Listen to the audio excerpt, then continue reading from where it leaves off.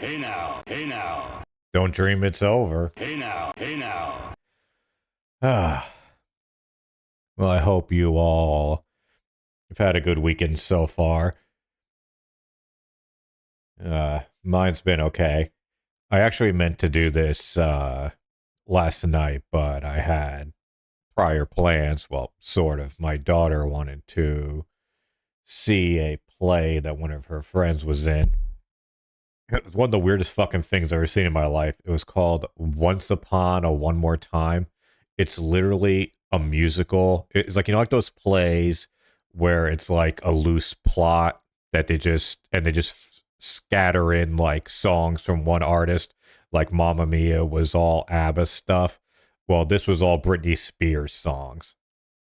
And it's like a thing about what was it, like fairy tales, Snow White, Little Mermaid, everyone's in it. It's like I mean, look up if you're interested. It was interesting, I'll give it that. Good job by the kids, but whatever, it is what it is. Speaking of mind of a child, I think we have one right here. I've kind of been looking forward to this, by the way. Snort Hogan, actually good on him for making this video, because I wasn't going to watch Phil's directly. I wanted to watch the one with the chat, but I mean, we all love Raw Phil, but it is a bit annoying that he goes and unlists the videos shortly after he does them. But I guess I can kind of see why he does that, but it is a bit annoying. But yeah, I've been looking forward to this disappointed list. I saw some of the entries, and I gotta hear what his explanation was. I know at least for one of them, it was like low support, and that was his complaint. It's like, bro, you fucking kidding me? That was like, I remember, welcome, Casper. Hey now. I remember when he mentioned that Hogwarts Legacy was one of his most disappointing games, or maybe not disappointing, but like his complaint. Yeah, one of his complaints was there was controversy about it, and so he felt it was harder to stream it. As if that's the game's fucking fault. You know what I mean? It's like, no, like, how is that a negative on the game? He had other valid complaints. I mean, I played the shit out of that game, but I'm the first to admit it wasn't perfect. But it's like, come on, bro. Calls viewers racist, so this should be good. Well, let me tell you something, brother. Snort, snort, snort. Tell you, drip, snort, snort. I got the drip. I got $1 tip from someone. Listen to this. They said, would you consider a new Ultimate Steakhouse Whopper Burger King just released today for your next DSP tries it? It is a fan-created burger. It's getting a ton of hype. I tried it just now for lunch, and I personally enjoyed it. So it's called what? The Steakhouse Whopper?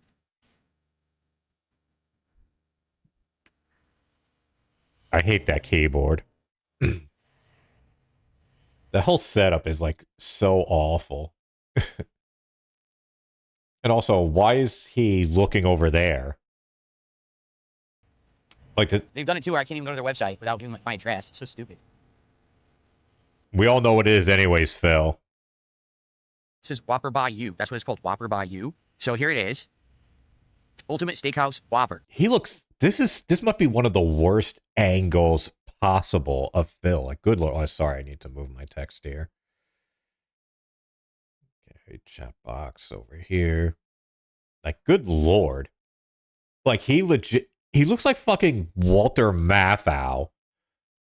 Like, in between the time of The Odd Couple and Grumpy Old Men.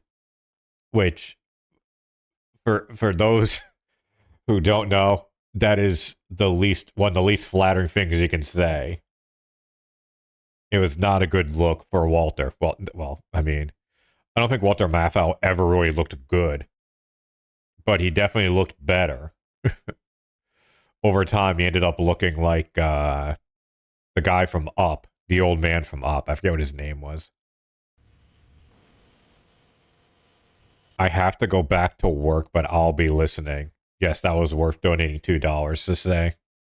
It's just a Whopper with bacon. It looks like Swiss, mushrooms, and onion rings. Is that really it? So it's, oh, come on. Is that it? Yeah, look, Swiss, Whopper patty, bacon, mushrooms, and a peppercorn aioli. I mean, it's ingredients they already had. Besides the peppercorn aioli, they've had all that other stuff already. I mean, if you really want me to do that for the next DSP tries, I'll do it. Here, here's the preview. Oh, it tastes like a Whopper with onion rings on it. Okay, the peppercorn aioli's interesting. Either it's good or bad. That's it. There's nothing to say. Like, this is the problem with these places. They're not trying anymore. Like, that's not a new item by any means. That's a Whopper with the onion rings on it and other things they already have on the same fucking sandwich with a new sauce. They don't actually invent new items anymore. And that's the problem. Like, I know exactly what I'm going to say. It's not interesting to me because there's nothing actually new on that sandwich. If they actually tried and put effort in... Where's this music coming from? Is this from... I'm assuming Snort didn't add this. Is this the shit he's been playing now in the background? I mean, maybe it's not... Well, okay, let's listen to how it's supposed to go. It would be more interesting. But they don't like Taco Bell, Burger King, Wendy's, they're all doing this. They just take existing things they have and smash them together. It's new. No, it's not. I could have literally ordered that right now if I wanted to. Anyway, I'm not shooting you completely down. I'm just saying that's not a very exciting offering to me. Is this like from something? Like it sounds... I know he got shit on for using like AI music. This sounds like something from a SNES JRPG. Is that what it's from? Or is this just AI generated stuff based off of that? I would believe either one. Especially because also there's nothing else to try. Like if I were to order that, what else would I get with it? You're not gonna get onion rings. There's onion rings on the damn thing. You know what I mean? Like Burger King is so boring now. They really haven't tried in years. And the thing is, I used to do Burger King all the time for DSP Tries It because they actually used to put effort in. They would actually have new products. They just don't anymore. So you guys... How would you know? Let me know. And we'll see. But the earliest that would be is next week, like or maybe early next week. Because like I said, this week we weren't doing one. We were purposely skipping it because I'd done so many last year. I wanted to give it a little bit of a break. Maybe early next week. Let's talk about it maybe over the next few Give it a little bit of a break. days. Okay? How am I today? I'm doing good. I got a little bit of the stupid sinus problem today, which sucks. So I'm going to have to be doing this. Where I push the button and I drop the audio. It's bothering me today. I got the stupid drip. I hate it. But I get it seasonally and I get it with different kinds of conditions. I think the heat was on all night. So I woke up this morning and I was like, oh, sucks. But what can you do? Gee, I don't know. Fucking manage your temperature better. Tell me when I'm telling lies. Jade, I appreciate your enthusiasm, but I'm not going to spoil anything on the list. You guys already know some of the things that are going to be on this list if you saw the thumbnail. The thumbnail of the stream gave away a few of the entries in this list. Yeah, fucking AI slop. God, that was a ever fucked up thing, too. I swear. So, in the play that I saw, right, they had... The stage was fairly simple. There was almost, like, no set changes. You know, like in between scenes where, like, it'll go black and then people will run in, swap shit around. Very little of that. But there was one thing where there was, like, a stair up to, like, a platform. And it had, like, an archway at the top. And on each side of the arch, they had two, like, very thin LED screens.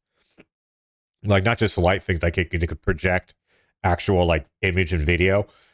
And it were, like, showing AI slop. Like, it was stuff, like, you would just look at these things. There was, like, one was, like, a castle background. Another one was, like, a forest. Another one was a table with food on it. But you could tell it was all AI generated.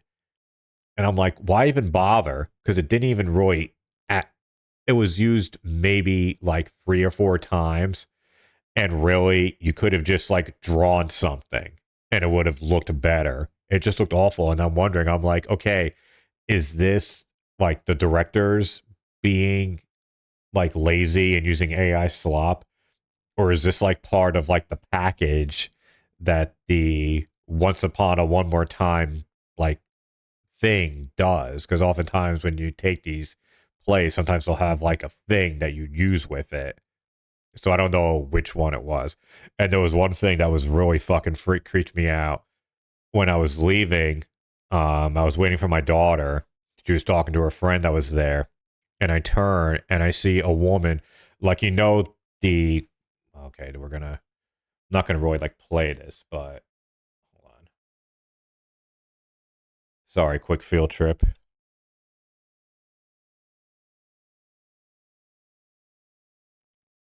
We're not gonna like watch this. It's just I need to show something for a sec.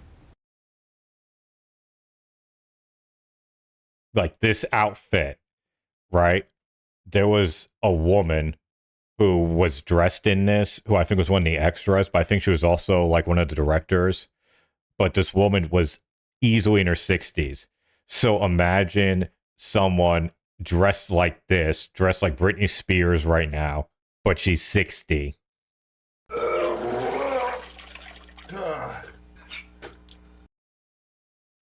Yes, I felt like sharing all that with you.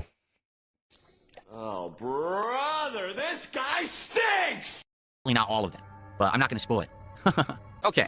Oh, by the way, so while we start this countdown up, FYI, there will be interaction. You know, if there's contributions or whatever, I am going to shout them out during the countdown. I will be, you know, talking with you guys back and forth about what you think about the countdown. Mario Kart Real, why do you yap so much? Just a yap, you give no vibe, no one to talk to. You keep your loving wife, so you come on the stream and vent for hours to us.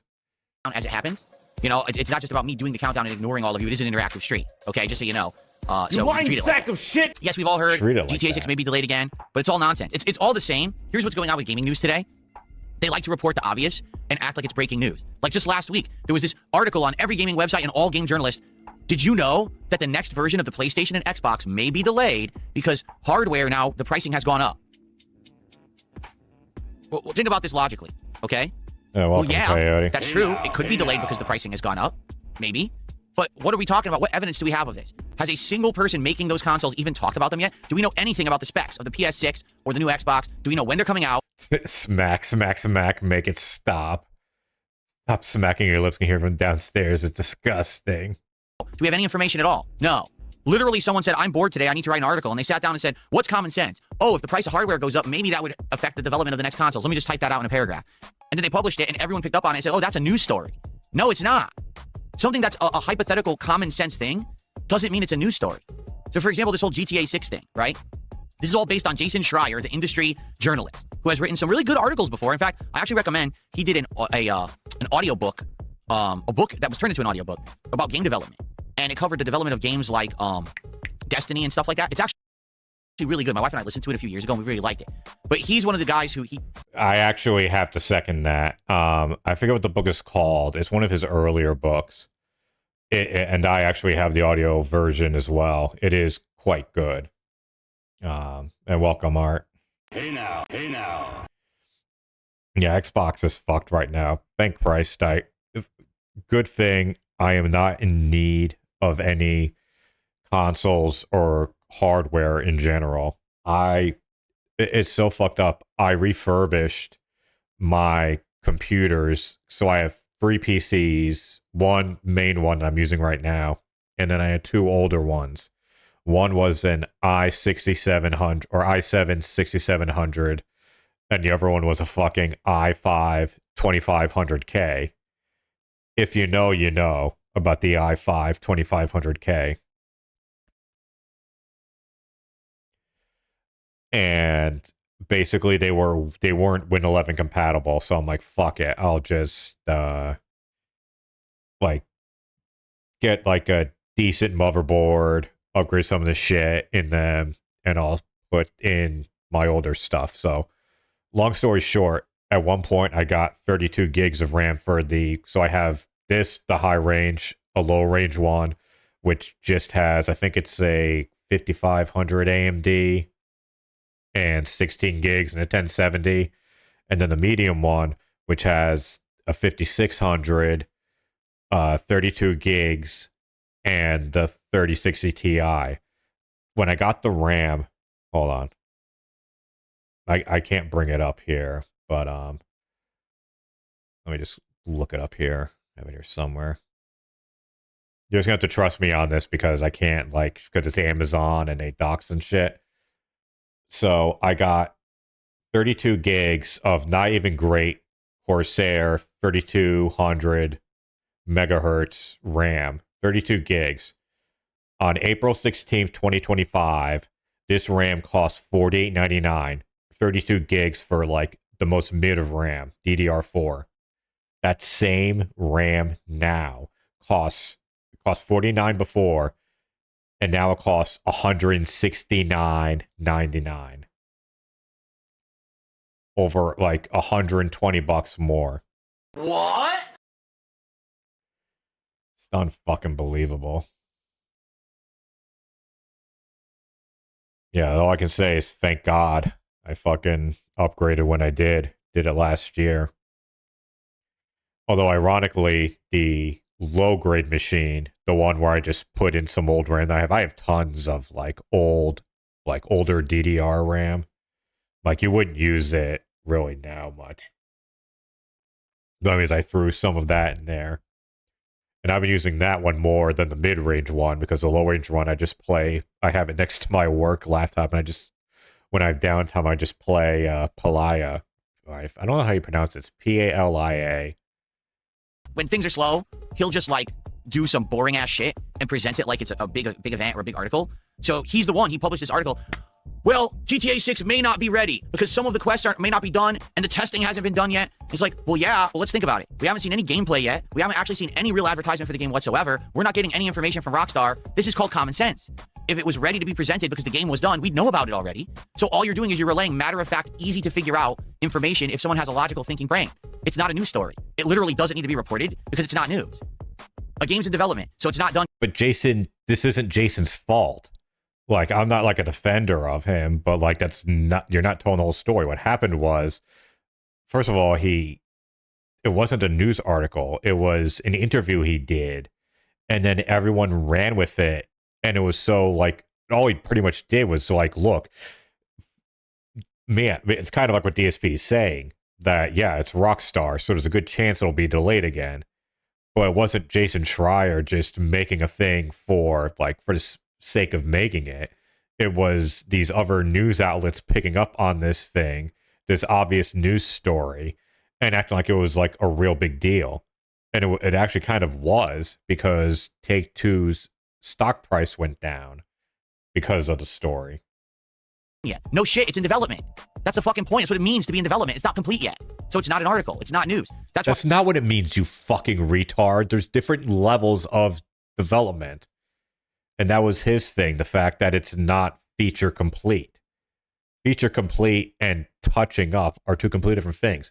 According to him, GTA is not feature complete yet. Recently, I haven't been actually covering game news at all because there's none. Like, this is what game news has become. Oh, there's nothing to talk about today? Just fucking publish anything and act like it's news. There's no news. You didn't say anything. You wrote a giant thing that had no actual information in it. And you presented it like it was some kind of thing that everyone needs to talk about. And then every single YouTuber, every fucking streamer, every person on X, every person on gaming journalism, all report on it like it's news. It's not fucking news. There's nothing to talk about. All right, are we getting ready? Are we ready to get started now? I think we have a good attendance now to build up and to begin now with the disappointing games countdown. All right, so again, to reiterate, during this countdown, it will be interactive. As I do these countdown and we go through and look at games and stuff, okay? 100%. Yes, look here. The Recipe for Disasters. There's a big period of development time that's dedicated to bug testing, Phil. Content is technically complete.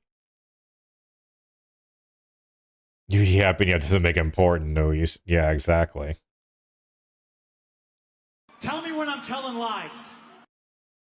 I'll be reacting and responding to you guys. If there's contributions that come in, I will shout them out. Okay, so definitely, treat it like that. It's not like this is an on-demand video that I'm playing on the channel or anything. But this should be fun. I guarantee it won't be. Hello, everyone. It is that time of year again. I'm Darkside Phil, and welcome to my year-end series covering the events of 2025. So the new year is already upon us, but I'm still stuck down here in the pits of disappointment. Because, ladies and gentlemen, 2025... I thought he was going to say because of his life situation, being stuck in disappointment. Tell me when I'm telling lies. It's a year when, at least for me, it was just rife with disappointments.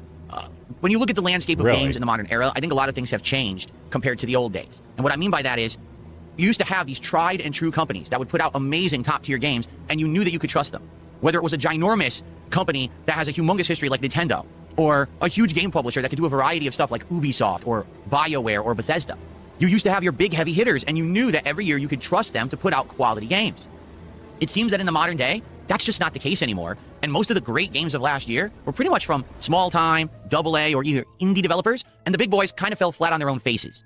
What we're about to do is walk through a list of 16 games which I played. 16? I thought it was 10. He found 16? God damn. What? 2025 that I found disappointing for one reason or another. Now, I want you to understand, this is not a listing of the worst games of 2025. Although a lot of these games you will see are pretty bad, that's really not the goal of what I'm trying to do. I'm trying to basically show you reasons why certain games were disappointing. Maybe there was a game that actually was decent, but just didn't live up to the expectations that people had for it. Maybe there was a game that I actually enjoyed, but it just didn't work out as a playthrough. It really disappointed me. Or maybe the game sucked.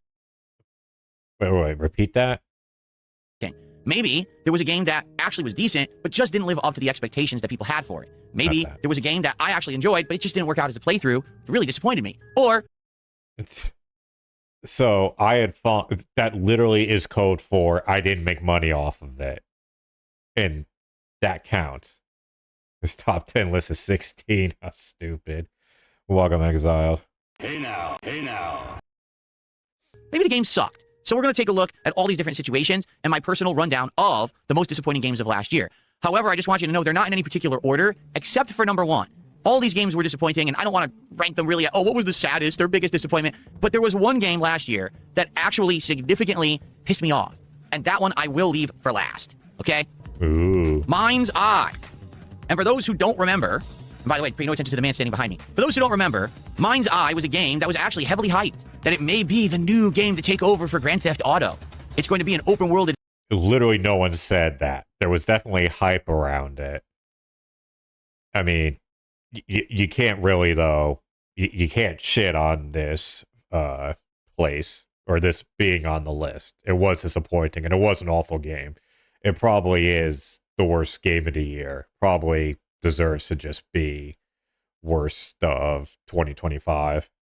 Tell me when I'm telling lies. Adventure featuring technology and mystery and all kinds of fun gameplay elements. And then the game actually came out. And when it did, what we all found out is that Mind's Eye was an atrocious mess. The game itself was not polished in any way whatsoever. It had huge physics problems. It had tons of boring, repetitive gameplay. It had NPCs doing some kind of weird slide across the floor like they're Iceman from X-Men. Cars disappearing.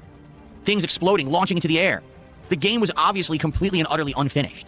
It made no sense that they even released it. And by the way, this is a full... It was not that bad a shape. I'm not saying it didn't have a bunch of technical issues, but he's acting like it was fucking, like, big rigs. By the way, great pose.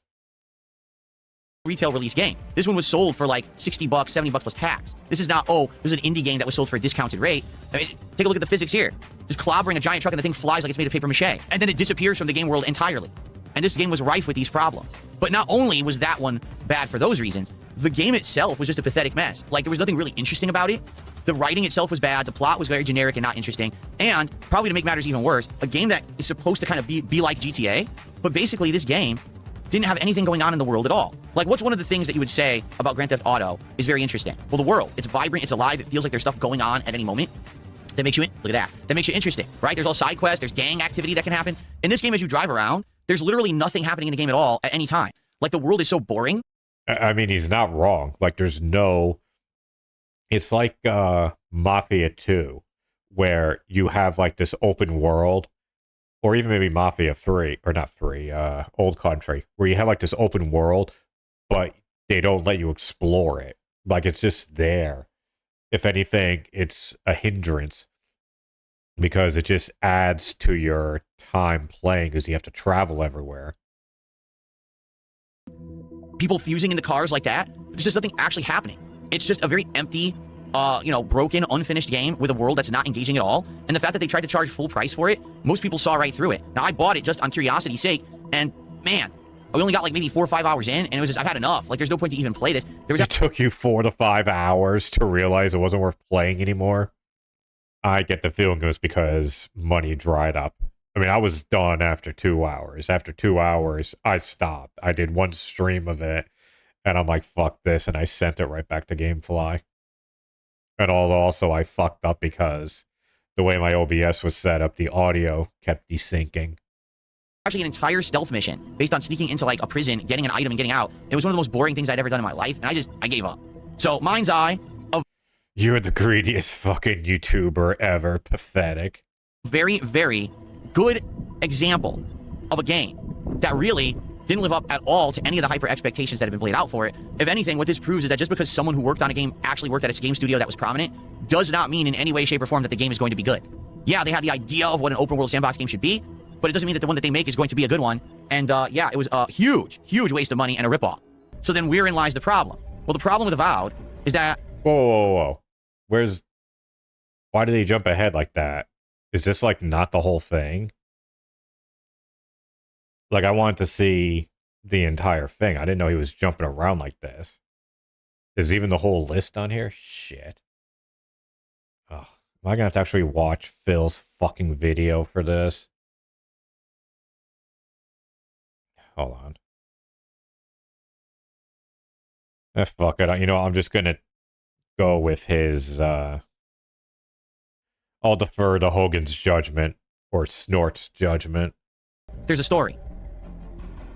And every time that you try to delve into the story of Avowed, you'll find out that basically this studio probably doesn't employ the people who wrote Fallout New Vegas anymore. In fact, they probably don't employ anyone who knows how to write. Because the story of Avowed is one of the most boring, uninteresting, confusing, and just not special things that I've ever seen in an open world RPG.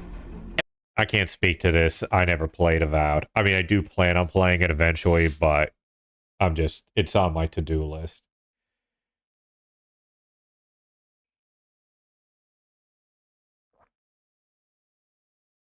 I need to like be in a mood to play a game like Avowed. And right now I'm not there. I'm currently, well, I'm still doing Marvel Rivals. What else am I doing? Palea, those are like my live service stuff. I'm actually doing Metroid Prime, the original, but on the Switch version, because, well, I'll get into it when he talks about Prime 4, because I'm sure that's on the list. But like playing those, and just one other one too. I'm just kind of like jumping around, but like the Prime is kind of the main one right now. Every time that there's dialogue, every time that there's a development in the story, it's like, what is going on? There's this ethereal voice talking to you, and make a choice. Does the choice even matter? Doesn't really matter. And then you got to do a lot of menial tasks in order to advance to the next part of the story. And so the sad part about this game is that it's not a bad game. Like I said, not every game that I'm going to have in this countdown is a terrible game. The world design itself is actually quite good. There's some good things about Avowed by playing that I enjoyed. But the story itself is so dang boring that you don't really want to go back to it when you're forced to do it. And that's the thing about any open world RPG, right? You got to do the story at some point. You can't just ignore and put off the story endlessly. You got to get back to it. And every time you do, you're like, oh my God, I wish I could just explore the world some more. So after about maybe 12, 13 hours of the game, I was like, I just don't want to play this. I'm bored. The story is not good. And I wish that basically they employed better writers, but they don't. So sadly. Oh yeah, and I am also, of course I fucking forget about this. I'm replaying Split Fiction, but this time with my daughter, with my 13-year-old. I originally did with my 11-year-old son. And now it's the 13-year-old daughter, which is so much fun being able to play the game again. But this time I'm Mio. Originally I was Zoe. But it's kind of funny though. Okay, just slight spoiler warning. There's like a twist for Zoe, and my daughter picked it up like immediately. Like at the first like reference of it, she was like, "Oh." It's like she called it out like immediately. And then she looked at me, she's like, am I right? She was right. So I just had to say, like, I can neither confirm or deny what you just said is true. That's the story of Avowed. But it's just a game that doesn't live up to the hyper expectations of anything that Obsidian has ever put out. It's boring to play once you have to get into any kind of dialogue or story. It's just completely uninspired. I wish maybe it was kind of just, Elder Scrolls. In fact, rumor has it, this actually was supposed to be an Elder Scrolls game, but they were outright told by their parent company Bethesda, no, this can't actually have the Elder Scrolls stuff in it. We're not going to give you the IP. So they just turned it into its own thing.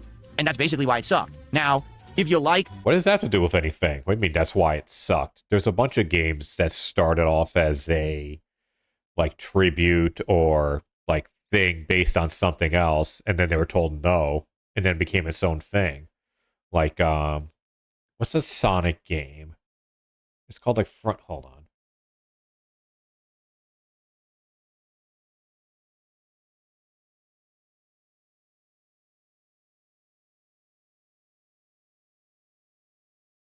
Hold on. There's it was a game that started off as like they were trying to do like a tribute to Sonic or like its own Sonic game, and then they were told that they couldn't do it, and it's called like Frontier or no Freedom something. Hold on.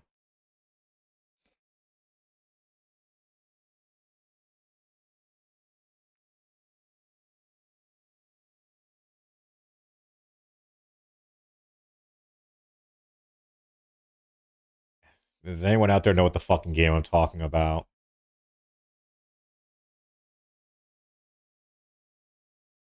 Hold on. I think it's in my Steam library. Or maybe it's in my GOG library.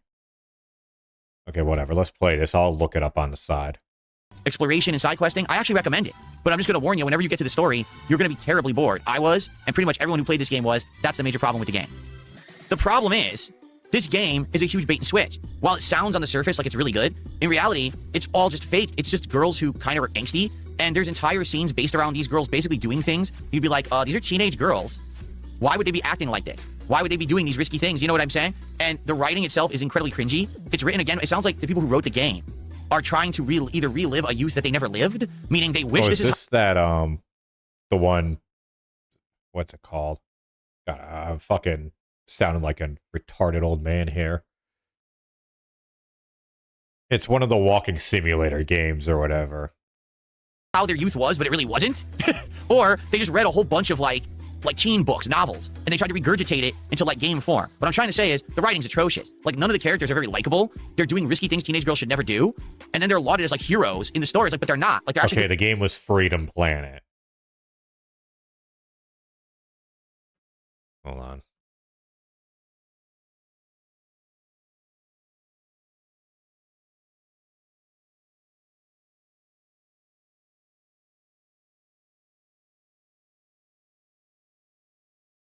Like this thing here, this actually is a good game. It's it started off as like a Sonic mod or conversion, but they made it its own thing. It's actually pretty good. It's worth playing. It's like Sonic, but not as cringe. It's a decent side-scrolling platformer.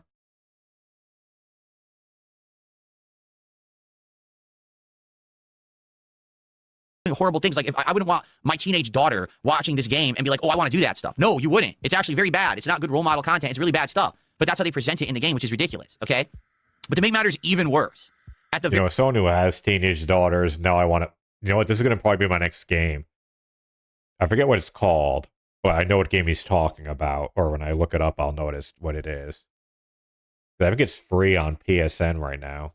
Very end, and I don't want to spoil the game for anyone who decides to actually play it, but basically at the very end of the first episode, because there are 2 episodes in this game, there is the most lame, over the top, just awful writing. All I'm going to say is one of the girls ends up having a condition, and they throw it at you at the last minute, and you're like, what? Like, why is this part of the game? This is awful that they thought that this would be a spin or a twist. It's just not well written at all. It's actually quite embarrassing. God, look at Phil's fucking expression. Like, look behind him. Look at the Phil behind the Phil. Boy, that sounds kind of weird, doesn't it? Yeah, look at the Phil behind the Phil. One of the girls ends up having a condition. Watch his face. And look they at throw his it face. at you at the last minute, and you're like, what? Like, why is this part of the game? This is awful that they thought that this would be a spin or a twist. It's just not well written at all. It's actually quite embarrassing, in my opinion. It feels like I said, the writers of the game are probably adults who wish that this was their youth and it wasn't, and they were trying to relive their angsty adventures. It's just bad. And this is a game that was so bad. I never played episode 2. Like, I barely stomached episode 1. I could barely get through it. And then when episode 2 released, I was like, I'm not playing this. I can't stand it. It's so poorly made and so poorly written. I cannot stomach another 10 hours of this garbage slop that really shouldn't exist. You know, that's probably the best way to explain it. Like, there are some games that are made for entertainment, and there's some games that are made and they tell an interesting story. This is a game that does neither, and is just so badly made that I don't think that it should exist. Like, probably gaming would have been better if it was never made. But of course... Oh my god! Think about what that statement means. The world would be a better place if this game was never made. I mean, Phil, we could say quite a few things would be a better place if you were never around. Tell me when I'm telling lies.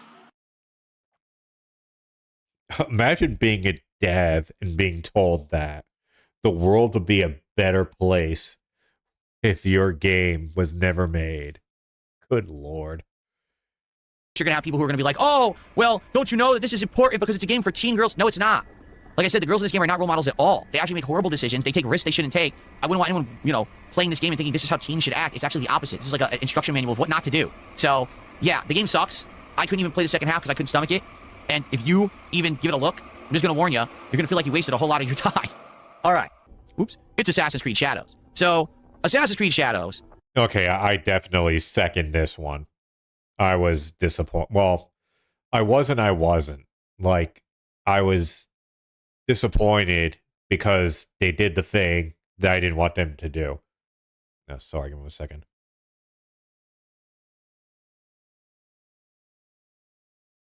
I just made an incredibly disgusting noise, which is why I muted it. Welcome, Dasher. Hey now.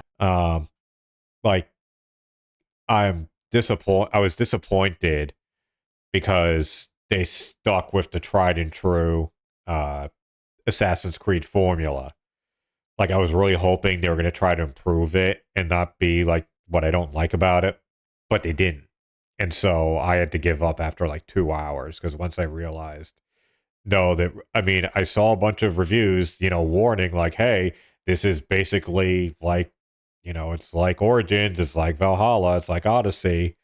But I'm like, well, I still got to give it a try. But I did. I didn't like it. And honestly, it's games like this that fucking GameFly and rental things are needed for. Because I've tried it and I'm like, yep, I'm good.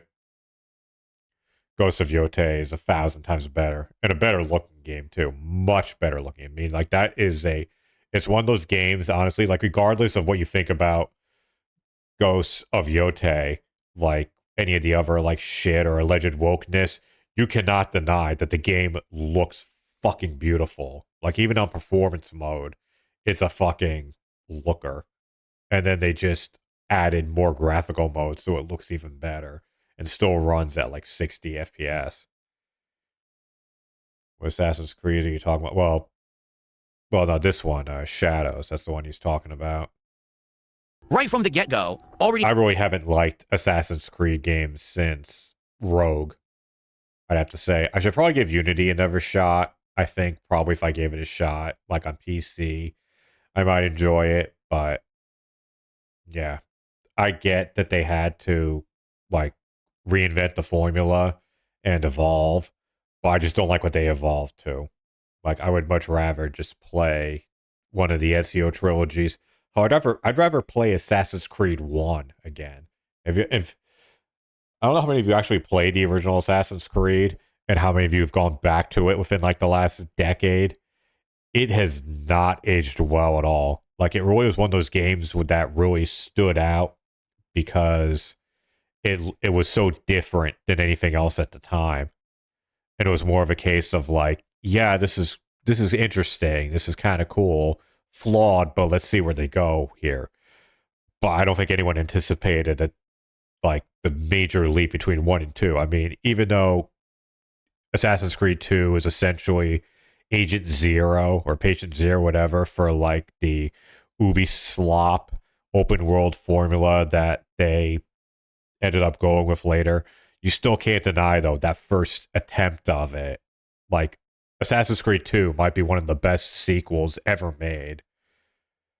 Like, honestly, if you look into, like, how much better it was and how much it fixed from the original.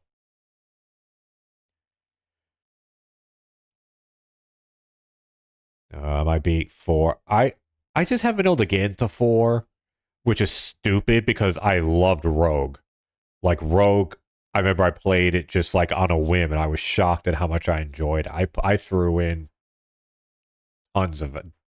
lots of hours. I beat the game, and I thought it was really cool how it was basically a sister game to Unity, and how the things that happen in Rogue directly affect the plot of Unity.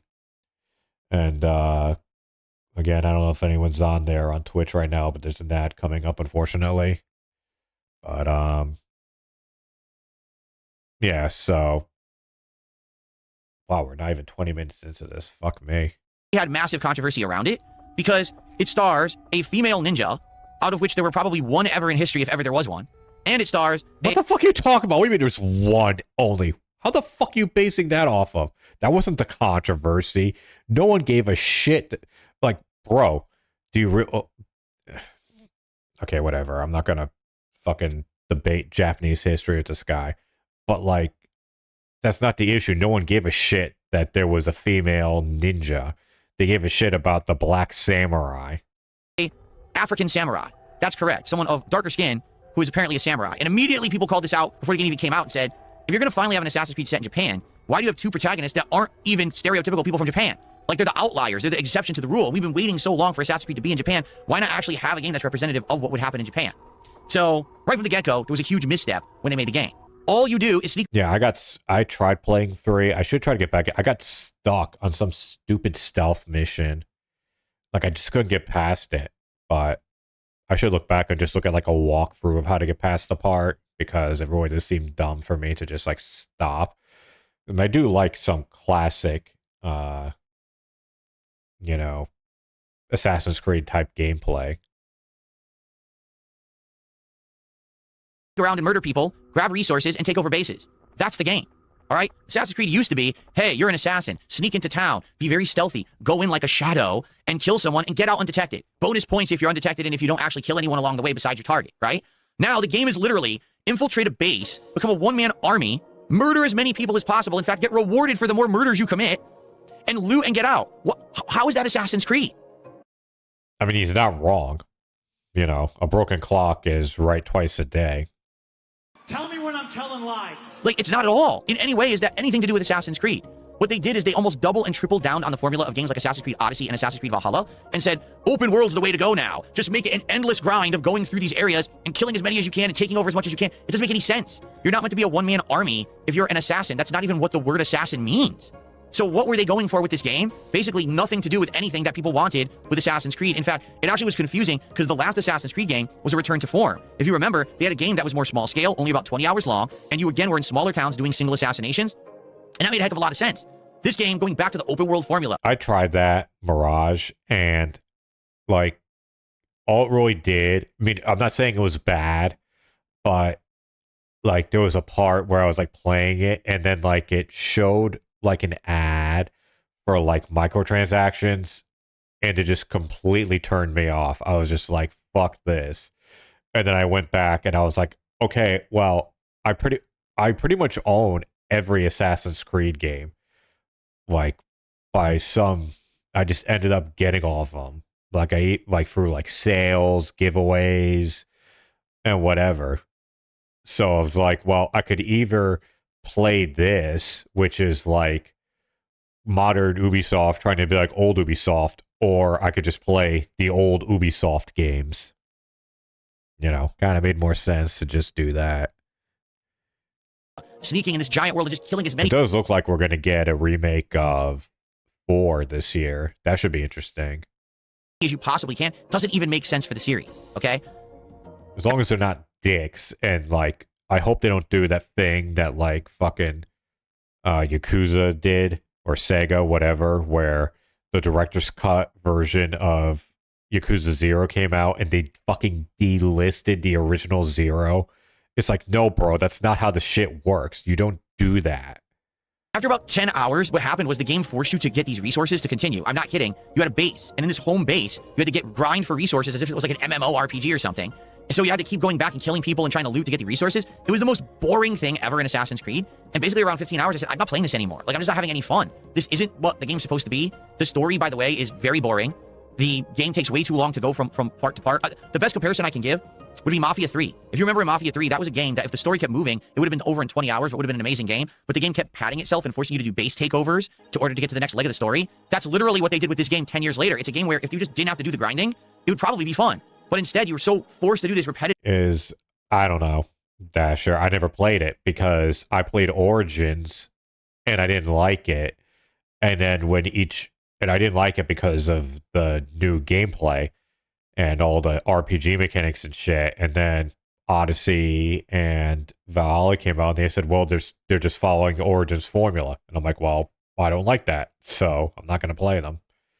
And again, I took a chance on Shadows, but didn't work out. Oh, well. Combat and takeovers. It's just not anything interesting at all. I better things to do with my time than do repetitious nonsense over and over. So Assassin's Creed Shadows did poorly. For those who don't know, it actually was a flop for Ubisoft. The game did not sell nearly as well as they had intended for the amount of money and time they put into its development. And then the CEO went on a PR campaign basically saying, well, it's because of people who complained on the internet about the protagonist rather than caring about the game and its elements. It's a game for gamers, and the gamers didn't care because of all the stuff online. No, the gamers didn't care because your game sucks. You've lost your way as a game developer. You're no longer making games for gamers. That's why gamers don't like it. It has nothing to do with the fact that people made us stink that the protagonists aren't in line with what probably was happening during this era in Japanese history. It has to do with the fact that the game is fucking boring. No one wants to... Both things can be true here, Phil. Tell me when I'm telling lies. Play another open world Assassin's Creed where we have to waste 10 hours, 20 hours before we get to the next leg of interesting story, you're an idiot. Eve, give up. But the further I got into Inzoi of the 2 or 3 streams that I did of it, the cracks started to show. For example, I got a job. And then Yeah, I didn't play this. got in a taxi to go to the job, and this is what happened. Literally, the taxi froze in place, and I was like, what's going on? Why is nothing happening? Why can't I do anything? So come to find out, in the game, half the jobs weren't done. They had sold the game, but half the jobs hadn't been put into it yet. So if you chose an occupation that didn't exist in the game, you would get into a car to go to work and sit in the car all day. Then you would leave the car and earn money for sitting in the car all day. Now, it is my understanding that you were supposed to actually have the job in there and you would do tasks at the job, but they didn't have that in the game yet. Okay? So similarly to this, as I continued to play and do certain things in the game, other things were unfinished. For example, I found out if you go to the theme park, half the rides don't work. Wait, what? So half the jobs aren't in the game, half the rides don't work. What else is unfinished in this game? Well, come to find out, actually, the game is mostly unfinished, but they were selling it for play. Why would you do that? It was very confusing. Isn't it early access? Isn't that how early access works? Hold on.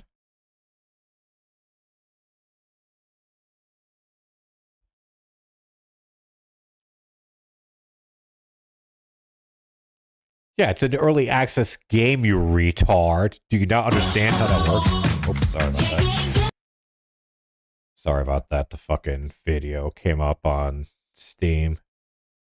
Because it didn't feel like the game was anywhere near ready to be sold. If you're getting such an early experience with the game, where you can't even do half the stuff in the game, well, it doesn't seem to make much sense, does it? So for me, I was very, very disappointed with the game. Early but ultimately, access. The thing that really got me was what happened at the end of my playthrough, which I'd like to show you. Right here. Out of nowhere, here's what happened. Phil Burnell has passed away. And as I was playing, we were all trying to figure out what happened. Nothing happened. The game is completely broken, and you just randomly die for no reason. My character wasn't sick. My character wasn't unhealthy. My character was actually fine. There was nothing wrong with my Inzoi or Zoi, whatever they were called. They just died out of nowhere. And I tried reloading and replaying. They would always die no matter what at a certain point with no explanation.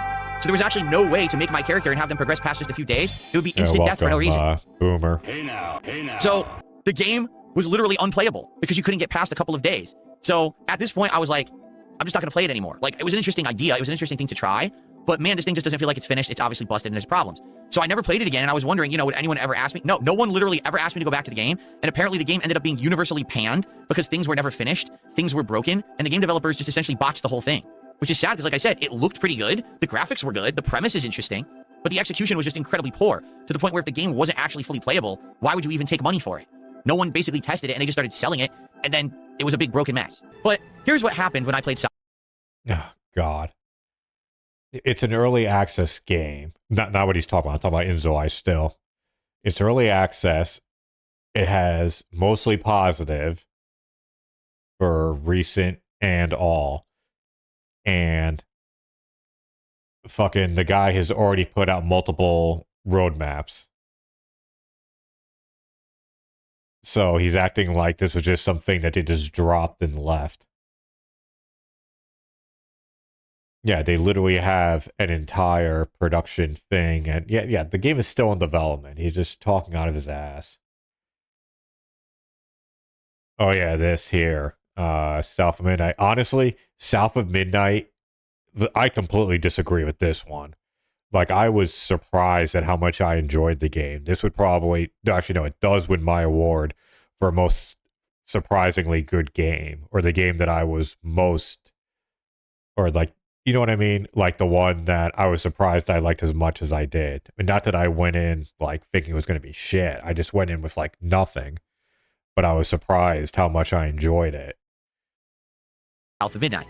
Started playing the game, and I started to give my honest opinions on it, if I liked it or not. And the audience, during the entire time that I started playing this game, were screaming at me, this game is woke. This game is terrible. It's so leftist. It's so liberal. It's woke. It's woke. And It's really not. I would turn to the audience and be like, how is it woke? Really, can you explain to me how the game is woke? Because I was playing it, and nothing that was going on in the plot was woke at all. If you think that any game that has an African-American person as the protagonist is woke, you're racist. I'm sorry, you just are. Just solely based on the color of someone's skin doesn't mean that a game is woke. The idea of woke, for those who don't know, is a... Well, I mean, I don't think I would throw down the racist gauntlet on that, but I would say they're stupid for saying that. What was the game even about? It's like an old, like, it's kind of like a game based on, like, I think, like, Southern folklore and stuff, but it's basically her trying to save her mother, and she gets taken away by a storm, and she goes to try to essentially, this guy isn't wrong. Help, my mama is stuck in the house that's flowing down the river. That pretty much is the plot. But great games have had plots even flimsier than that. Originally, that people are supposed to be awoken, taken out of their trance, realizing that there's prejudice in the world, and being aware of your surroundings, and then basically taking appropriate actions because of that. So people that were in the woke mentality were people who were supposed to, like, say, okay, well, I understand that there's certain groups of people that are considered minorities and they don't get equal treatment with everyone else, so we should give them better opportunities and give them assistance and things like that. That's kind of the essence of the woke movement. But what's happened is now the entire thing has changed, and now everyone says that anything that's woke has to do at all with minorities, or anything that even involves someone who's black or someone who's even Middle Eastern and stuff. It's woke now because you have someone who's not white as the protagonist. Okay, that's not true. Sorry, it's just not. Okay, so here I am. I'm playing this game, and I'm enjoying the gameplay mechanics. I'm enjoying the soundtrack. I'm enjoying these things, right? And every time that I keep looking at the chat, it's just, this game's woke. We don't like it. Why are you playing it? And it actually drove me nuts. Like, I'm just trying to enjoy a game on its own merit. Now, very much, maybe the game did actually have woke elements in it, but I certainly didn't even get to them. All right, I was in the tutorial. I was in the first 2 hours of the game, and I couldn't get anyone to engage with this game or even give it a fair shake. People were just so turned off that the main character apparently is woke that I couldn't enjoy it. So after the original stream playing it, I said, listen, this is a game that I was enjoying. I like the platforming elements. I like the exploration. I like the puzzles. I like the combat. I like the music. This is something that I would personally maybe go play, but I guess I just can't stream it, right? Like, I'm not going to stream a game where everyone's going to complain every moment that I play it.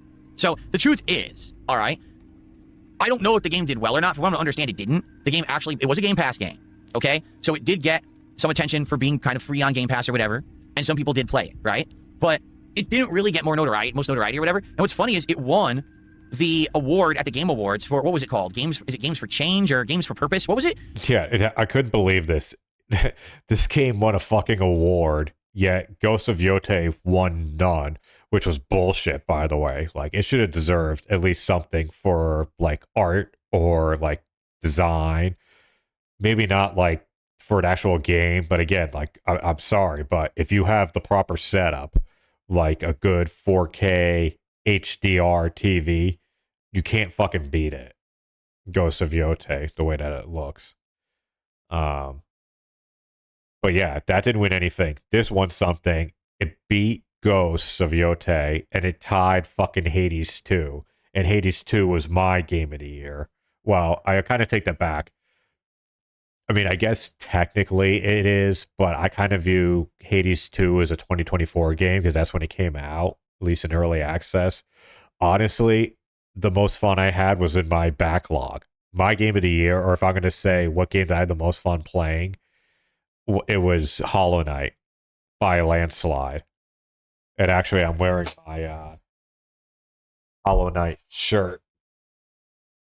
See, it's the knight, and then whatever her name is, like my neighbor Totoro. And I actually got a compliment about it when I went shopping today, and I was leaving the store. I had just checked out, and a guy came up to me, and he's like, "Hey, Hollow Knight." It was basically some kind of a game, one of these awards. And I was like, well, why did it win that award? And I was confused. And people were like, well, they won the award because the protagonist is African-American. I said, huh? So again, for the equal reasons that I don't understand why people hated on the game, because the protagonist was African-American, I don't understand why the game also won an award because the protagonist is African-American. You know what I'm saying? Like, it goes both ways. You shouldn't hate on the game because of that, but you also shouldn't be awarding the game solely on that premise. Was the game good? At this point, I don't even know. I'm so confused. I don't even know.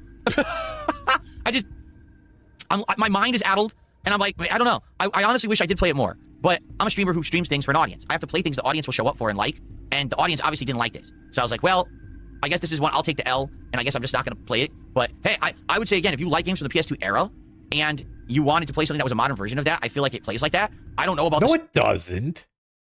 No, it doesn't. It does not play like a PS2 game. Like, You lying sack of shit! like, I'll agree.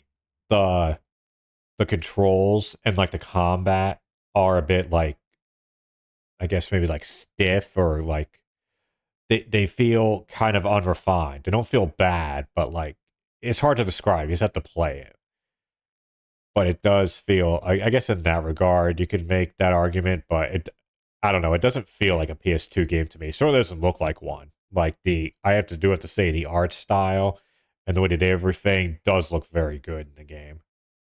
Story or anything later about it, but I actually was enjoying the game. I was disappointed that my audience basically said, no, we refuse to watch you play this, and I had to basically go on from it and never go back to it. Personally, I liked it a lot. We were looking at this point for a new relaxing game for my rotation. But like, I don't see, how does that even make it a disappointing game? His audience didn't like it. Like, how is that the game's fault? And also, like, oh, I really want to play this, but they said no. Well, Phil, you could just fucking play it on your off time. I mean, I don't stream every game I fucking play. There are some that I will exclusively stream. Like, for example, Slay the Princess. I'm playing that right now, and it's quite good. Or at the very least, it's very interesting. It's a visual novel game. And I've put in about, like, hour, 45 minutes into it. It's one of those ones that has, like, multiple endings, whole meta shit. But it is good, though. It's at least a good version of that. And I'll be playing more of it this week. Probably on Tuesday night. Oh, unless, well, I need to double check my schedule. But it'll be Tuesday, Wednesday, or Thursday. And I'll definitely post it on Twitter and on the YouTubes. I have no idea what fucking game this is. And I thought, I dressed up for it. I brought out my fisherman's hat again for the first time in like years to try to bring some hype for it. It just didn't work. People were saying that they were more bored than entertained, even though there was an opportunity for people to hang out with me and talk and interact. Most people said, this is super boring. We're not enjoying this. We just want you to do something else. So after one stream, that was it. But this is a game I just want to let you know it's very cheap. It's only a few bucks. I feel like if you're looking for... I think I've seen this before. I might actually own this. I'm not sure. I was actually looking for a cozy game, and I got, I keep talking about it here. No,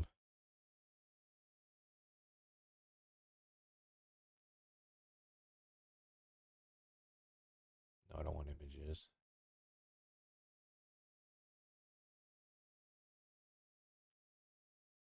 This one's pretty decent.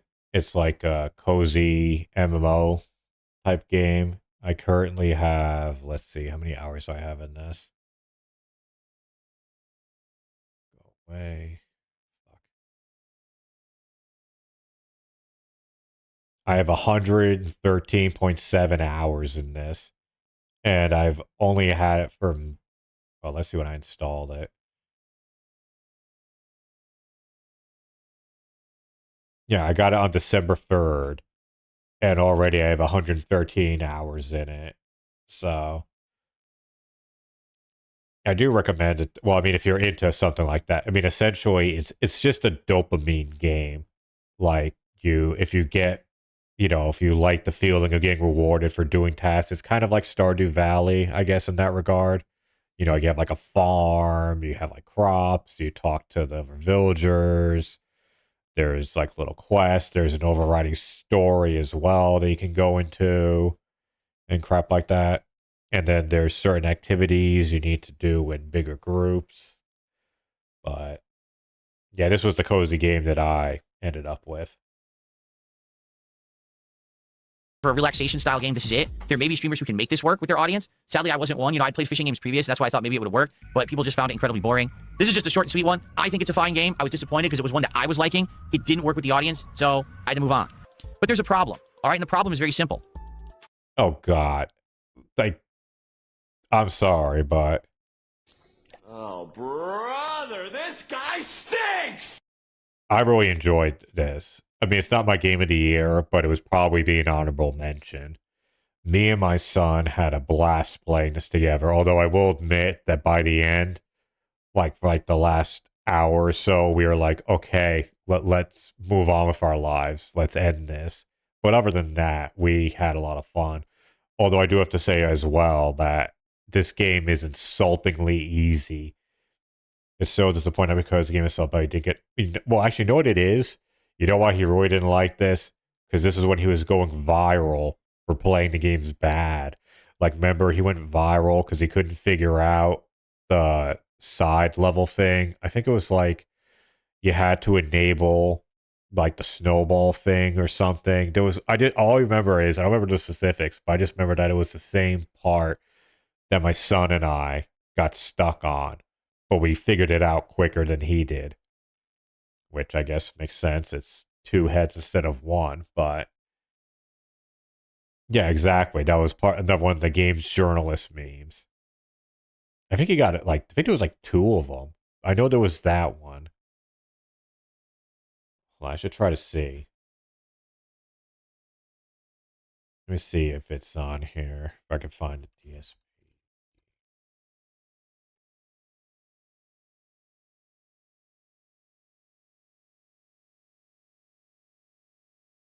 Okay, yeah, this is it. Is this the one?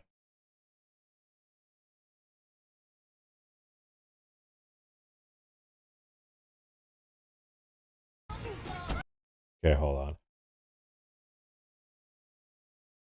I'm just checking one thing here. Someone linked it, but like it was a re-upload and it's not like the original. It's like doesn't have all the views and shit. Okay, whatever. We'll just get this one. Give me a sec. Because I recognized it like immediately. Sorry, we're gonna get all white again.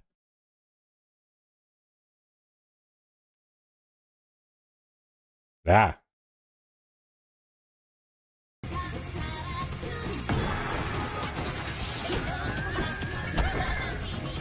don't understand. What the hell's going on? What?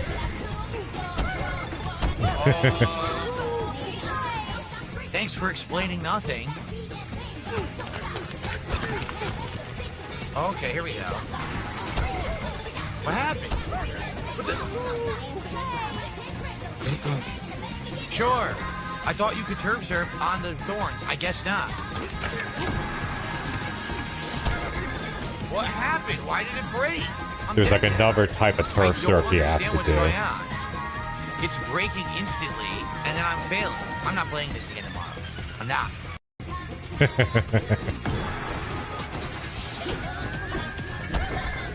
All I remember is that there's like another material you need to use.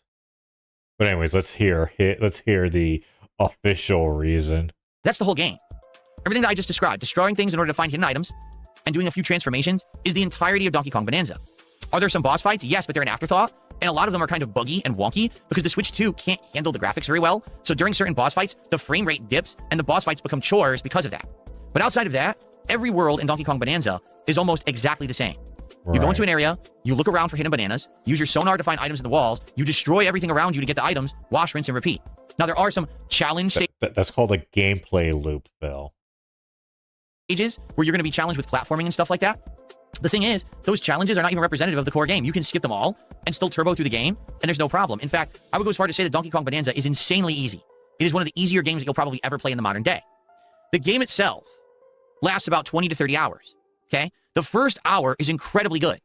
Then when you realize the second or third or fourth world, it's all the same, you're like, oh, well, the substances we're punching are different. It's lava, it's ice, it's sticky goo, it's poison, but you're still just breaking it all just to find items in the walls. And if they never innovate on top of that, what is the interest of the game? And the answer is there is none. Now you might say, well, wait, you just said there were animal transformations. There are. Yeah. Problem is they're almost never used. Once you get the zebra transformation, you'll use it to go on 1 or 2 platforms, and you'll probably use it in a boss fight, and then you'll never use it again for the entirety of the game. I'm serious. There was one at the end of the game, you get the snake transformation. Off. You, like, never use it for anything besides maybe one room. Like, why is it even in the game then? Why'd they bother putting it in there? It's just not fleshed out. But my problem with the game is, why on earth, okay, is that the end of the game?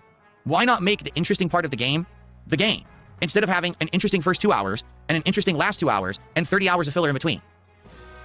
Did the game makers and developers never hear of the thing called pacing? I'm actually legitimately lost.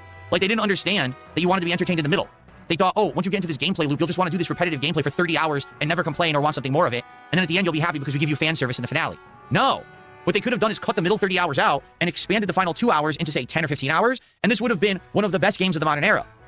Instead, I'm not even kidding you, the villains of this game are completely disposed of by the end of the game as if they never existed, and they never will. They're actually filler. The actual game is filler to itself, if that makes sense. Not really. So, here's the truth. This game sold incredibly well. a lot of people say, oh, Game of the Year contender. I don't know why they would have said that, besides the fact that they just don't play good games, and they It was not a Game of the Year contender. I completely agree with that. think that a game where you do the same thing for 30 hours is good. But the reason this game, I feel, did so well is because of artificial scarcity. What does that mean? Well, the Switch 2 had come out, and everyone was looking for games for Switch 2 to play. This was a first-party unique game, so everyone ran out and bought it. So it sold in droves. But if it weren't for artificial scarcity, and if there was actually a wide variety of games to What the play... fuck are you talking about, artificial scarcity? What the fuck are you talking about? Do you even know what that term means? Artificial scarcity? Like, that means fucking nothing. No. The reason it sold well is because people wanted to fucking play it because it looked fucking cool. I wanted to play it because it looked incredibly fun. And it is fun. Maybe you didn't like it as much as I did, but like the idea, artificial scarcity, like that's not a fucking thing, Phil. Like we're in the digital era. Like artificial scarcity is not a thing. At least not for this. And people might have waited to buy this and said, oh, is it actually any good? And then actually got the truth about it. No, it's pretty boring and repetitive and not a very good game. They could have done a lot better. Instead, they just did 30 hours of the same thing. Basically, what happened was I would go to this particular terminal, and this terminal needed to be interacted with so that you could open a door. And there was nothing else you could do in the game. There was no other place to go. There was nothing else you could do. You had to interact with this particular terminal to open the door. Audio. So I interacted with the terminal, and every time that I did, my game would literally crash. And I was like, well, that's not good. What am I supposed to do if I can't interact with this particular terminal? I do have to say, this, he doesn't know what it means. His return to business narrative. Yeah, pretty much exiled.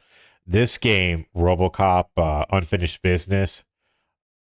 Yeah, I would say I enjoyed the game, but I was disappointed in it. It's a definite downgrade from Rogue City. It is not as good as Rogue City. I mean, you can make the argument, well, it's only it's one of those like DLCs that evolved into like a separate package, but it's just not as good. It's not as fun, not as many good characters. Somehow the performance is even worse than Rogue City, which is fucking crazy. Like, not that Rogue City ran like butter either. I'm not talking about on the Series X. And trust me, you play this game, there is nothing that the Series X, how fucking the Xbox One could probably handle a game like this. I'm not saying it looks like shit, but the point is that I shouldn't be having stutter. I had so much fucking stutter with this. Actually, you know what? Let me quickly pull this up here. I think I uploaded this. Like, it's not like on the... Yeah, here we go. Robo stutter. Look at this shit.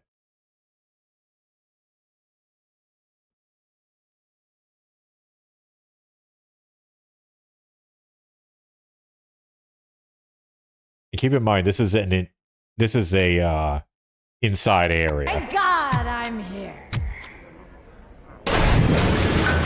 Sorry, it's a little loud.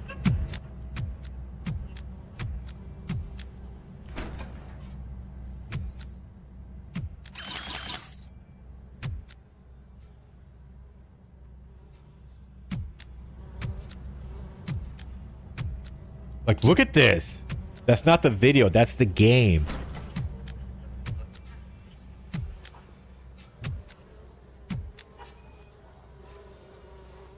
Like, there's no action going on. You're just like, watch when he goes up the stairs. Look at this.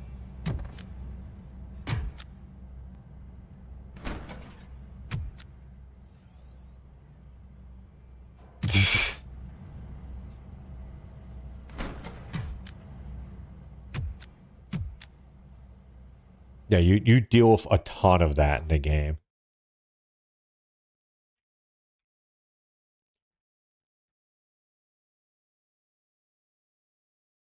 But yeah, I mean, if you enjoyed Rogue City, I do recommend this game. I think it's worth playing. I know, though, like another guy who I know just really didn't like it. He didn't like the story changes and shit. I thought they were tolerable, but again, it's definitely not as good as the original.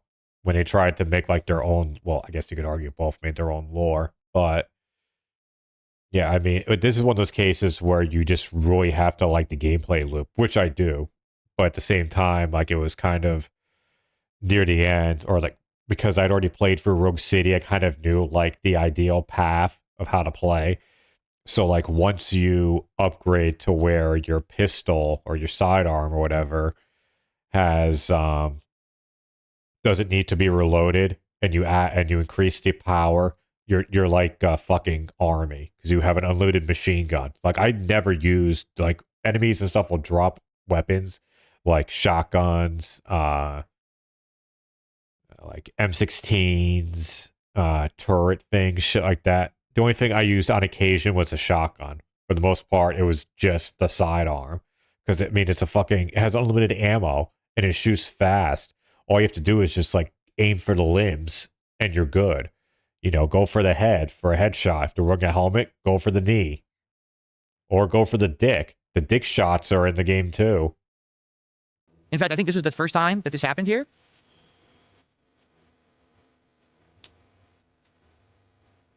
Maybe not. I don't know. It's weird because this is definitely the part. You can say this is a buggy mess on PC. Game over. But I can't seem to pinpoint the time when it happened. Oh, wait. Here it is. So it says, here's the gates. The gates don't have power, right? So you have to interact with this particular terminal. Oh, I remember and when this. you do it, when you override, and this is a game mechanic that you used a million times in the original game before the standalone DLC was sold, the game would close. And this happened, I think, 2 to 3 times, and there was no way to fix it. So I was like, oh, that's great. What games does he have here? Ludo. What the fuck that is? GTA 4, okay. Hitman, Blood Money. Street Fighter. Why the fuck does he have it on PC? System Shock. You're telling me this motherfucker plays System Shock? So basically, I'm hard locked. Missing Hiker. Poppy Playtime. And this was a case where, sadly, the game was all right, and it was meant to be like a filler playthrough, but I wasn't going to go back weeks later after they patched it to try to actually play it again. No one really cared. It was supposed to be like a thing that we were just going to do quickly and have fun filling in, you know, empty times between streams. It just sucked. And the worst part about all this, I actually heard on console, this game had no problems. That on console, it played fine. It was only the PC version that actually had this horrible problem and made it unplayable. Yeah, well, as someone who played on console, doesn't mean that it was fucking peaches and berries on consoles. It had its own separate issues. Speaking of issues, goddamn, we're barely even halfway through this. So I never was able to continue with the game. I still haven't played it again to this day. RoboCop, Rogue City. We may actually end up skipping the crash out video. Maybe just go right to Wings after this. Unfinished Business. You know what? That's the best name you could give the game. Unfinished Business. Because it was literally not able to be finished because the game would crash because of this horrible game bug. Pretty sad, huh?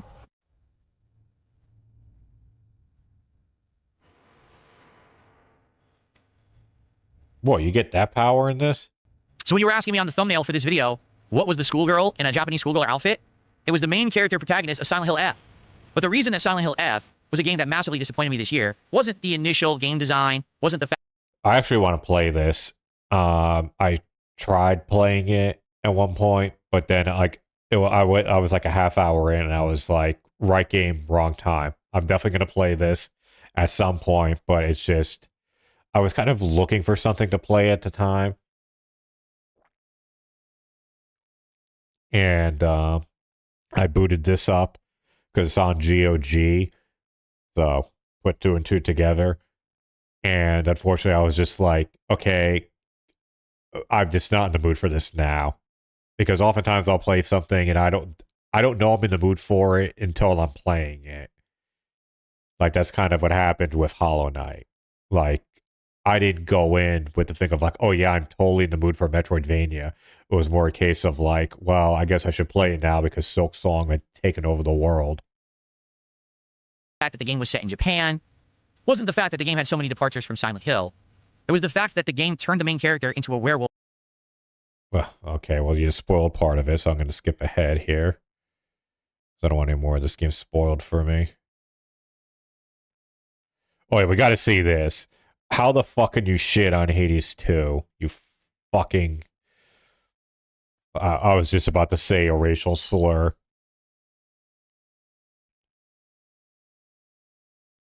The main gripe I have with the...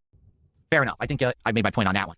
There's 2 reasons why I was very disappointed with Hades 2 in 2025. Oh, this should Reason be good. number 1. Hades 2 had an early release in 2024. The game was not yet completed. I was a person who purchased that game early and played the early access. I was having a ton of fun with it. But after streaming it 2 or 3 times, I was told by my audience, hey Phil, hold off. Stop playing Hades 2 because that game's not done. And if you continue to play Hades 2, you're going to see parts of the game that are unfinished. You're going to basically get too far in the game, and then when the real game comes out, it's not going to make sense for you to play it because it's changed or it's different, or you're going to have to start over, and no one's going to want to see that. So I was urged by my audience to stop playing Hades 2 in 2024. I think there's a... I think he's gaslighting a bit. Tell me when I'm telling lies. I think there's like a half-truth to whatever's going on here, or what actually happened. When it was in early access. Then we were waiting and waiting. When will it actually have its official full release date, right? What I'm disappointed at is the way that they released this game. And what I mean by that is it had absolutely no build-up, no hype. It essentially pretty much almost shadow dropped. It was announced like, what was it, like a week, not even, maybe a week before it was coming out. Hey, it's coming out, full release. Wait, what? To make matters worse, it came out in the midst of the busy fall gaming season. Now, if it had come out in the middle of the summer and nothing else was going on, maybe then it wouldn't have been a big deal. But it came out in the midst of the busiest gaming season of the year. So, of course, people are going to want me to be playing the more higher profile games, the brand new games, over the game I've already played the early access to the year before. So, honestly, it just didn't get hype. So here I am playing it on my stream. I'm enjoying it and having a good time. The audience is disengaged. They're not having a good time. They're saying, we've already seen this. Why are you playing it again? Well, because I played early access. Well, you already played it. What? That's confusing. I feel like this game actually would have done better if it didn't have that crazy early access window like it did. Now, you might very fairly criticize what I just said and be like, but don't you know that Hades 1 had a very wide early access window as well and ended up being incredibly successful? Sure. And Hades 1 was a game that was a first entry to the series that no one knew about and wanted to give it a shot and understand what it was. So that early access window made sense. Because no one knew what Hades 1 was or if they were going to like it, testing it early allowed people to get hooked on that gameplay loop and say, man, I can't wait for the full release. In the case of Hades 2, we know what the game is. We know what the gameplay loop will be like. Why do we need to test it a year early? We don't. The early access window, actually, in my opinion, made zero sense for it to exist because by the time the game came out, why isn't he using there was no hype behind it anymore. We already knew what it was. moves? Most people who wanted to play it had already played it. Then they released it during a time when there was insane amounts of competition in the gaming landscape, so it didn't even get the hype that the first game had gotten upon its full release. It really didn't. Like, people played it, but it wasn't like, oh, Hades 2 get hype game of the year. Although he is using his cast a lot more than I do. It wasn't really like that vibe at all, anywhere. The people who were big fans of Hades 2 enjoyed it, but I'd be shocked to hear that this game did insane sales numbers or anything like that. So... Oh, I'm willing to bet this game did fucking insane sales. Hold on, let's see if there's been any things about this.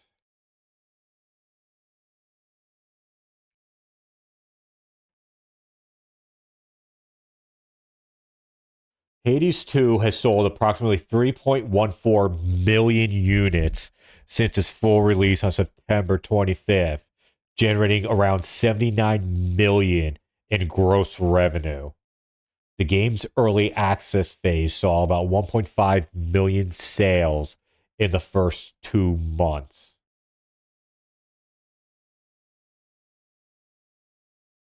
So... Oh, brother, this guy stinks! I feel like they did themselves a disservice treating it as if it were the same game a second time. That instead they maybe should have treated it more like a hyped release, a bigger release, because it had a following now. I couldn't sell it to my audience. I tried hard. I was like, guys, no, listen, Hades 2, right? It's a great game. We played it last year. I can't wait to play it. I think I only played 2 streams at the top, and then people didn't care and said, please stop playing this, do anything else, we're bored. So I moved on from it. And it's sad because at this point, he looks like he's having so... Look at the look on his face. Like, I get... You can make the argument. Someone's going to be like, oh, no, he's just concentrating. When I'm concentrating, I don't have, like, RBF. You know what I mean? I don't have bitch face when I'm concentrating. Yeah, exactly, Exiled. Tell me when I'm telling lies. It wasn't financially successful. That's his disappointment. I had a ton of... How many hours have I put into this game? Although this counts the other one. I only have 50 hours in this? Oh, cool. My friend Pat is playing, right? He's playing on his deck. This is also a fucking fantastic game for the deck, I have to say. And it won the award, Best Game on the Steam Deck, and it fucking deserved it. It plays fantastic. And also, it's great, because I play it on my... desktop here, and I play it in 4K on a fucking 48-inch OLED screen, and it looks fucking beautiful. So it works in both ways. It just runs great on the small screen on the deck, and then it can look like a beautiful work of art when you have the proper hardware setup. Oh yeah, sorry, another incoming ad break. If you want to skip those ads, though, folks, just give me a sub. whatever, money's tight. I mean, I'd appreciate it, but whatever. It is what it is. I would love to play it, but I can't get interest in it. People outright told me we are never... In fact, since I stopped playing it, no one asked me to go back to it. No one. So, yeah. Compare that with Hades 1, where, you know, yeah, I did jump in and out of it for a while, but there was an audience that loved it and wanted to see me go back to it. Not Hades 2. So, I hope the game did well. I'm sure it sold good based on the laurels, again, of the first game, but I really feel like they did a disservice treating it the way that they did and releasing it the way that they did. That's what was disappointing to me. So, why is it in my most disappointing list of 2025? Because it fucking sucks. The game is bad. This game is nowhere near as good as previous Call of Duties. They did everything wrong. They took away things that were great, like putting down... Then why are you still playing it every night, you retard? Like, I played the beta of this, and by the time... Sorry, give me 1 second. Sorry about that. Again, another fucking great pose by him. Like, I was pretty much done. Oh, fucking great pose by Phil, too. I was done with Black Ops 6 when the beta for 7 came out. So I was already, like, looking for any reason to not play any more COD. And, like, I played the beta, and I'm like, yeah, there's nothing new here, really, that interests me. So I just said, fuck it. The beta actually stalled me to not play the game. I have not touched Black Ops 7, nor have I touched 6. I'm just not in the mood to be back at the COD at the moment. I'm sure that'll change eventually. I mean, I do like the COD formula, but at this point, you know what? Honestly, what they should do, if I were Microsoft or Activision, whatever, this is legit what I would do. Tell me if you think this is a bad idea. What you do is you take a year off. You take a year off from a new COD game, and you give them time to cook and like really come up with something new. But for that year, what you do is you announce that all the old CODs are coming back on Game Pass. They're all coming back on Game Pass, like all the 7th gen and 8th gen COD games, starting with fucking... What was the first one? I think 3 was the first one, the 360. So that would include 4, Black Ops, Modern Warfare 2, 3, all of them. They're all on Game Pass now. And you fix the multiplayer stuff. I mean, the multiplayer is still working, even the consoles. But you push that. You say, this is classic COD now. And you get to play all those games. You know, we're working on the next generation of COD. But in the meantime, play all the other ones. What they really should have done this, though, like years ago. Like when the fucking ink had dried on the, you know, Microsoft buying Activision. If I were them, I would have put all the CODs on Game Pass day one. Because then you know what would have happened? The Series S would have become a fucking hot commodity. You would have had Sony fanboys just going and buying a Series S for $300, and it's basically their COD box. You're telling me that people would not go and buy the $300, or probably even get it cheaper because it'd be a bunch of used ones. They would not spend $300 for a dedicated Call of Duty box. I honestly think they would. A lot of people would have bought that. But now it's too late because the Series S is like $400 now, or it's not worth it. But I still think that's what they should be doing this year. Bring all the old CODs back, put them on Game Pass, and let the team at Treyarch or Raven, whoever the fuck is involved right now, let them cook. Give them an extra year to like come up with something good.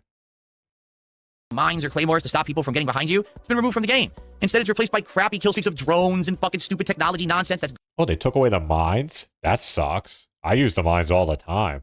Garbage in the game. It's got dumb wall jumping that doesn't belong in Call of Duty. I mean, I can keep going. It's got poor hit detection. The connections are awful. It uses skill-based matchmaking, and it's worse than ever. How is it that in one round, I'm doing absolutely amazing against everyone, getting, you know, mowing them down, getting the drop on them, getting tons of kills. In the next game, I fill someone with lead. They won't die, but then they don't raise their gun, and I instantly die.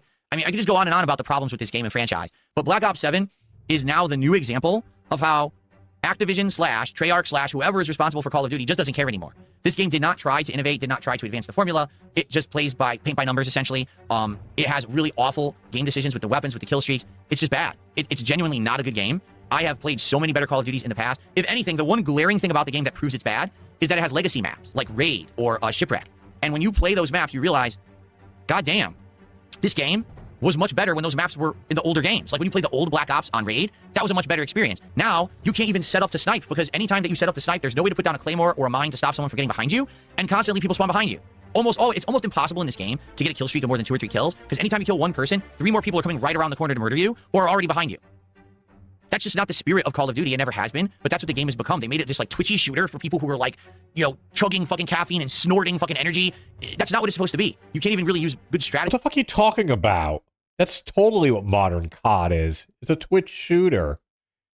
It's all about fast pace. Like, what are you talking about? Oh, by the way, look at fucking Phil again. Down here.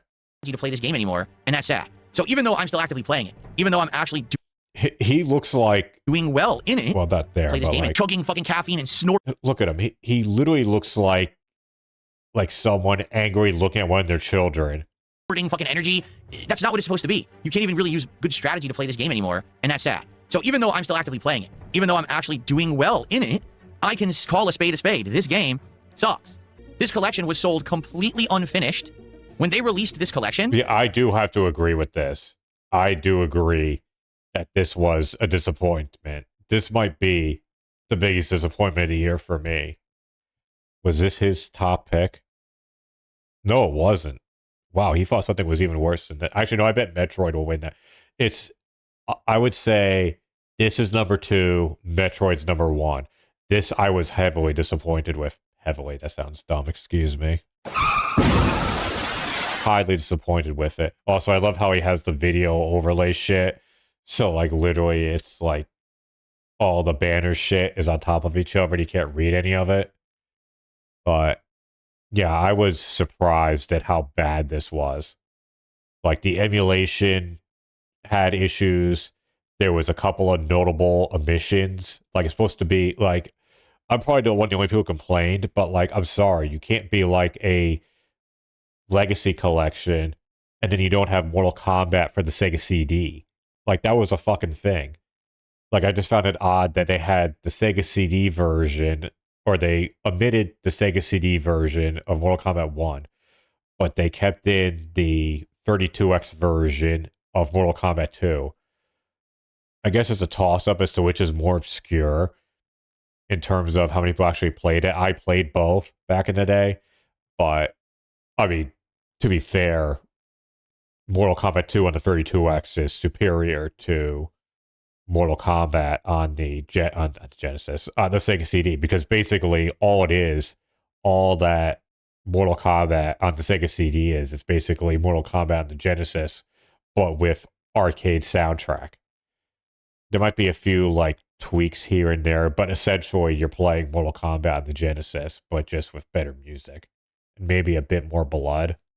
I don't remember all the specific differences, but the music was the big one, which almost isn't even worth it because the Genesis music, some could make the argument, was actually better because it just had, like, it was just kind of done well. But yeah, this thing was a mess.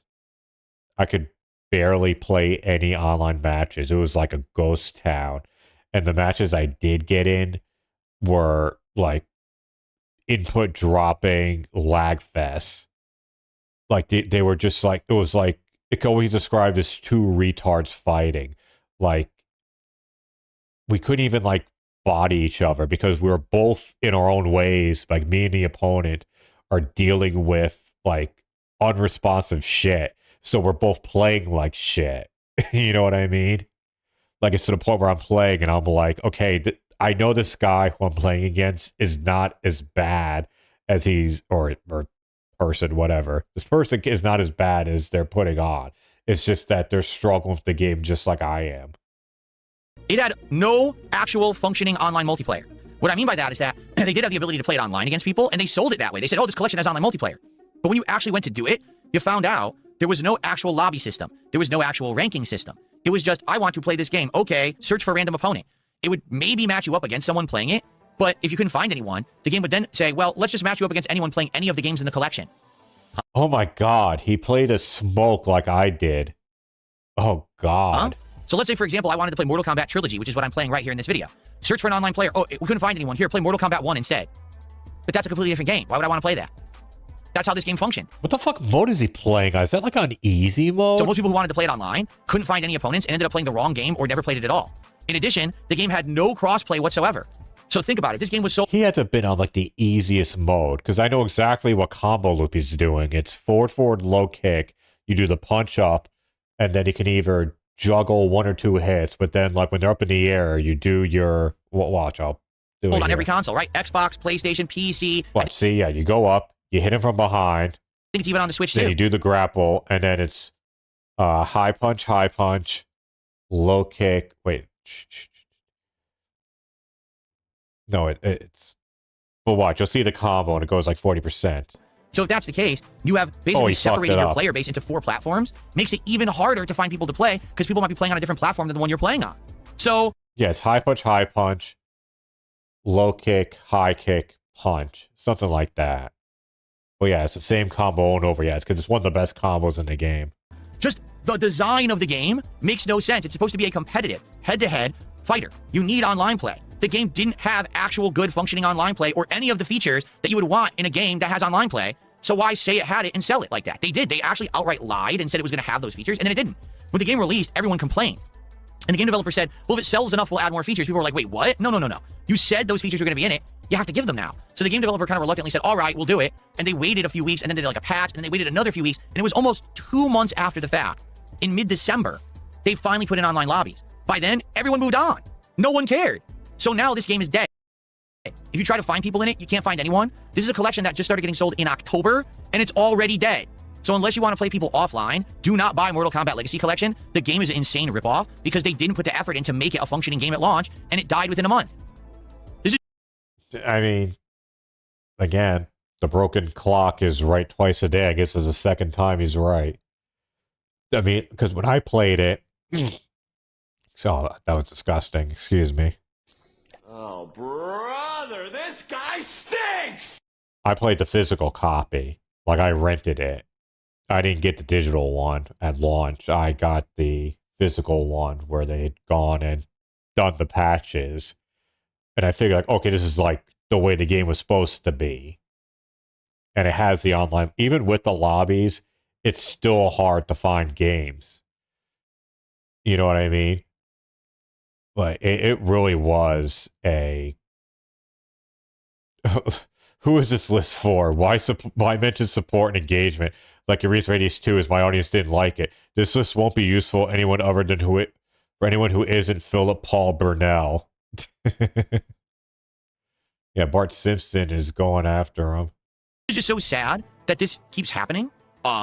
With these collections, they always release them and they're half featured and they're basically not cross-platform, and it doesn't make any sense whatsoever.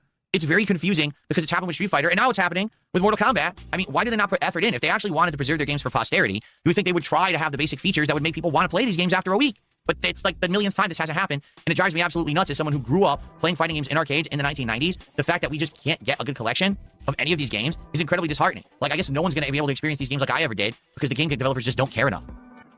But what's the problem with The Outer Worlds 2? Problem number one is that it's The Outer Worlds 1 Part 2. It's not really The Outer Worlds 2. Meaning, it's almost exactly the same game. If you play this game, you're basically playing Outer Worlds 1 again, just with a tweaked plot. It feels... I heard more than that. I heard this was quite a leap over the original. I haven't played... Well, let me rephrase that. I haven't played enough of the first game to really make an opinion on it. I played some of it. You know, again, it was one of those cases where like I'm playing it, I'm like, okay, right game, wrong time. I think I have... Do I have the original and the remaster? I think I might have both. Let me just check. Hope I have the original, because everyone says that one's better. Oh, fuck. Do I only have that one? Wait, no. Hold on.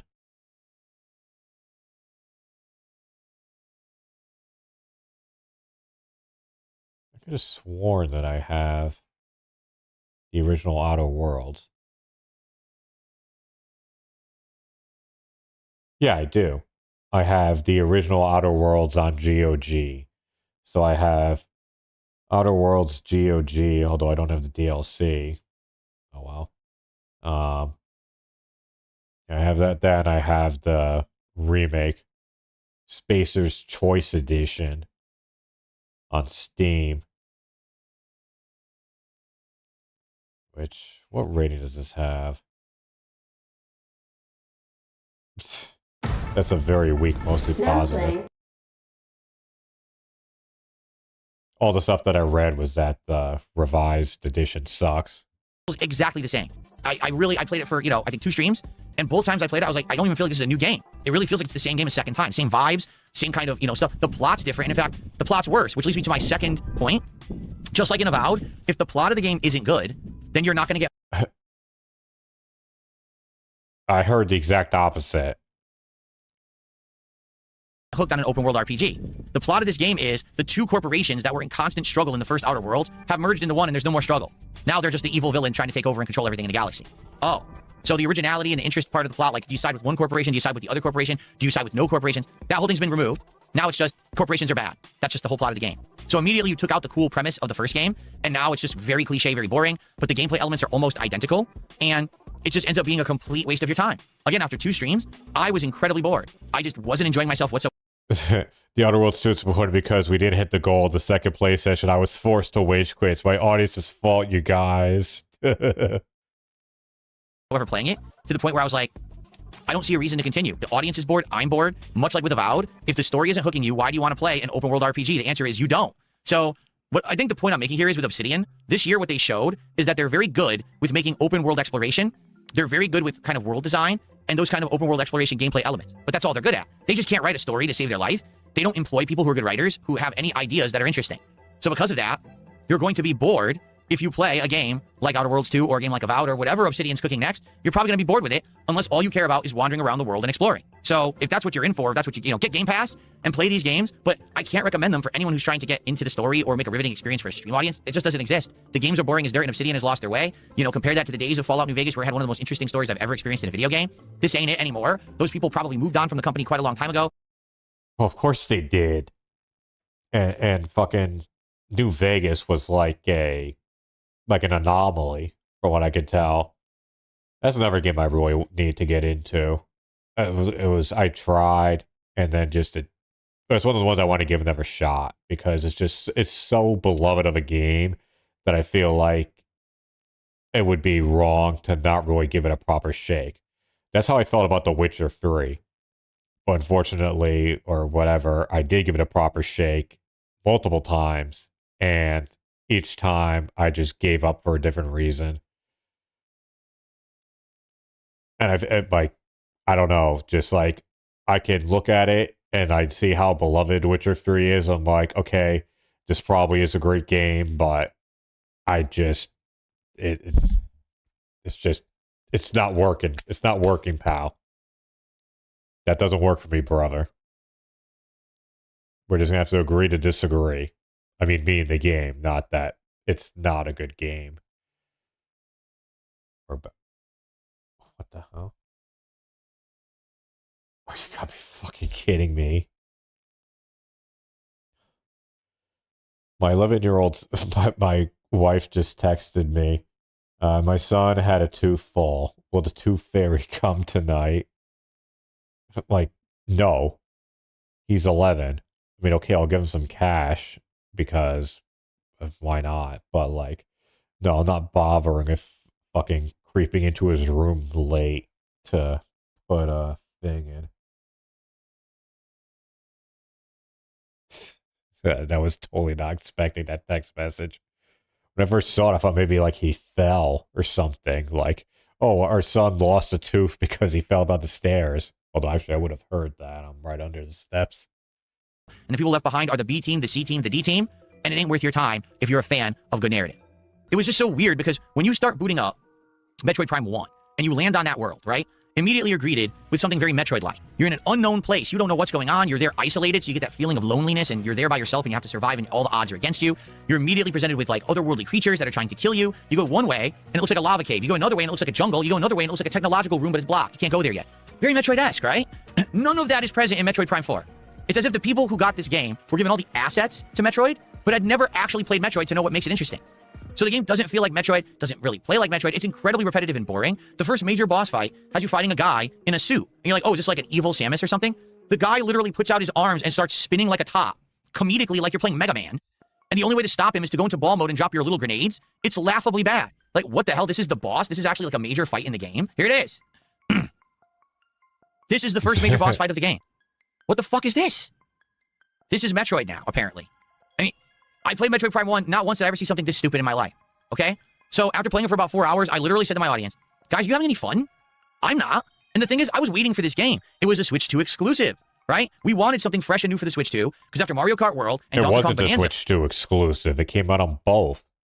But I do have to agree. This probably Metroid Prime 4 is my biggest disappointment of the year. I was amazed at how un-Metroid the game felt. I'm not even talking about to where like he got to. I didn't even get this far in the game. I gave up in like an hour. Like, to me, it just didn't feel right. I didn't get good Metroid vibes. Like, literally all it did was make me want to play other Metroid games. And that's pretty much what I did. I ended up finally renting Prime Remastered on the Switch, on the original Switch, and I played on my Switch too. And because I was a huge fan of Prime. Prime was the reason that I got a GameCube back in the day. I didn't get a GameCube until, like, because I remember I was my last thing in college. And so it was like near the end of 2004 is when I got it. I got it used. Pretty much, I got a used GameCube and a used copy of Prime. And I fucking was blown away by it. I thought it was just really cool. And replaying Prime on the Switch, like, I'm getting like those, good feelings again. Or having tons more fun than what I was having in Prime 4. Like, it was bad enough that they gave you companions, which pretty much just destroyed the whole vibe of Metroid to begin with. But the fact that they didn't let Samus talk, like, that just killed it for me. Because she just looks so retarded, not giving verbal responses. Like, there'd be the thing where, like, Mackenzie would be like, oh, if there was only something we could, I'm not sure how we open this. And then Samus just starts doing stuff on her arm, and then it does it. But, like, if she had just said, like, here, let me take a look at this, or let me try this. Like, the fact that she doesn't say anything totally, in my opinion, kills it. And I know there was Metroid Other M, which was a whole narrative mess. But, like, just because that one didn't work doesn't mean we have to give up on the idea that Samus can talk. She doesn't have to be the silent protagonist anymore. Like, honestly, as dumb as it sounds, if she actually had, like, decent writing and dialogue back and forth with the side companions and the stuff in general, I'd probably still be playing. I probably wouldn't have sent the game back already. But we don't live in that timeline, unfortunately. There really was nothing else going on but Pokemon. And I said, hey, excuse me, let's check it out. Careful. Sounds great. There, I can't wait. We've been waiting how many years for Metroid Prime to come back? And the game comes out, and it's just laughably bad. Like, what happened here? And the weird part about this, too, is that I thought for sure this game would have got a lot of praise, would have got a lot of hype. No. When the game came out, people talked about it for about a day. I haven't seen anyone mention it again. I think everyone kind of knows the game is bad, but doesn't really want to talk about it because we're all so sad that this is what has become of Metroid, that we don't want to believe that this might be the future for the series, right? Like, we want to think that maybe there's something better coming, and this was just a bad situation or something. Ladies and gentlemen, it's been a fun 90 minutes, but it's time to wrap this up. I knew this was going to take a long time because I had so many games in the countdown. Are you ready? Ladies and gentlemen, for me, the most disappointing game of 2025. Yeah, what was it? To no surprise to anyone, I don't think anyone was going to be like, oh, I can't believe that this is his most disappointing game. The game that's most disappointing for me was Mario Kart World. And you might say, all right, why? Phil, spill the beans. What's so bad about Mario Kart World? Is it the visuals? No, the visuals are great. I think it's actually the best looking game I played on Switch 2 all year, honestly. Is it the controls? No. I think the controls are great. Very responsive game. I actually played it just on the Joy-Con. I swear, I thought he said the trolls. Trolls, not controls. I have to say, one thing that I am annoyed about so far with the Switch 2 is that we still don't have third-party Joy-Cons. That's really fucking annoying to me. because I cannot play. I'm sorry, I'm kind of congested today. I cannot stand. By the way, I love this difference. Look at this. Sorry, I can't stand the 4-button like D-pad thing. Like, see here how on the left Joy-Con there isn't actually. I don't have my Switch 2 here, but like, I cannot stand those 4 fucking buttons. I fucking hate them with a passion. Like, I need a D-pad. I can't use 4 buttons. There are some games that are pretty much unplayable. Like, try playing fucking Street Fighter or any game like it, or like Mortal Kombat where you have to do like quick motion moves with those buttons. You cannot do it. The game that inspired me to get an actual D-pad, or pretty much forced me to do so, was the Street Fighter 30th Anniversary Collection, because I got it for the Switch originally, because I wanted to play it on the road. And I tried playing for the first time portable, and I couldn't. Like, I could not pull off moves. Like, the motion stuff just doesn't fucking work. It's like impossible. You'll get out like 1 out of 100 Hadoukens. It's so bad. And I just really don't like how it feels. I really hope that like these companies like Hori or whoever soon, like this exclusivity deal, what the fuck is it? Has to be a rule by Nintendo.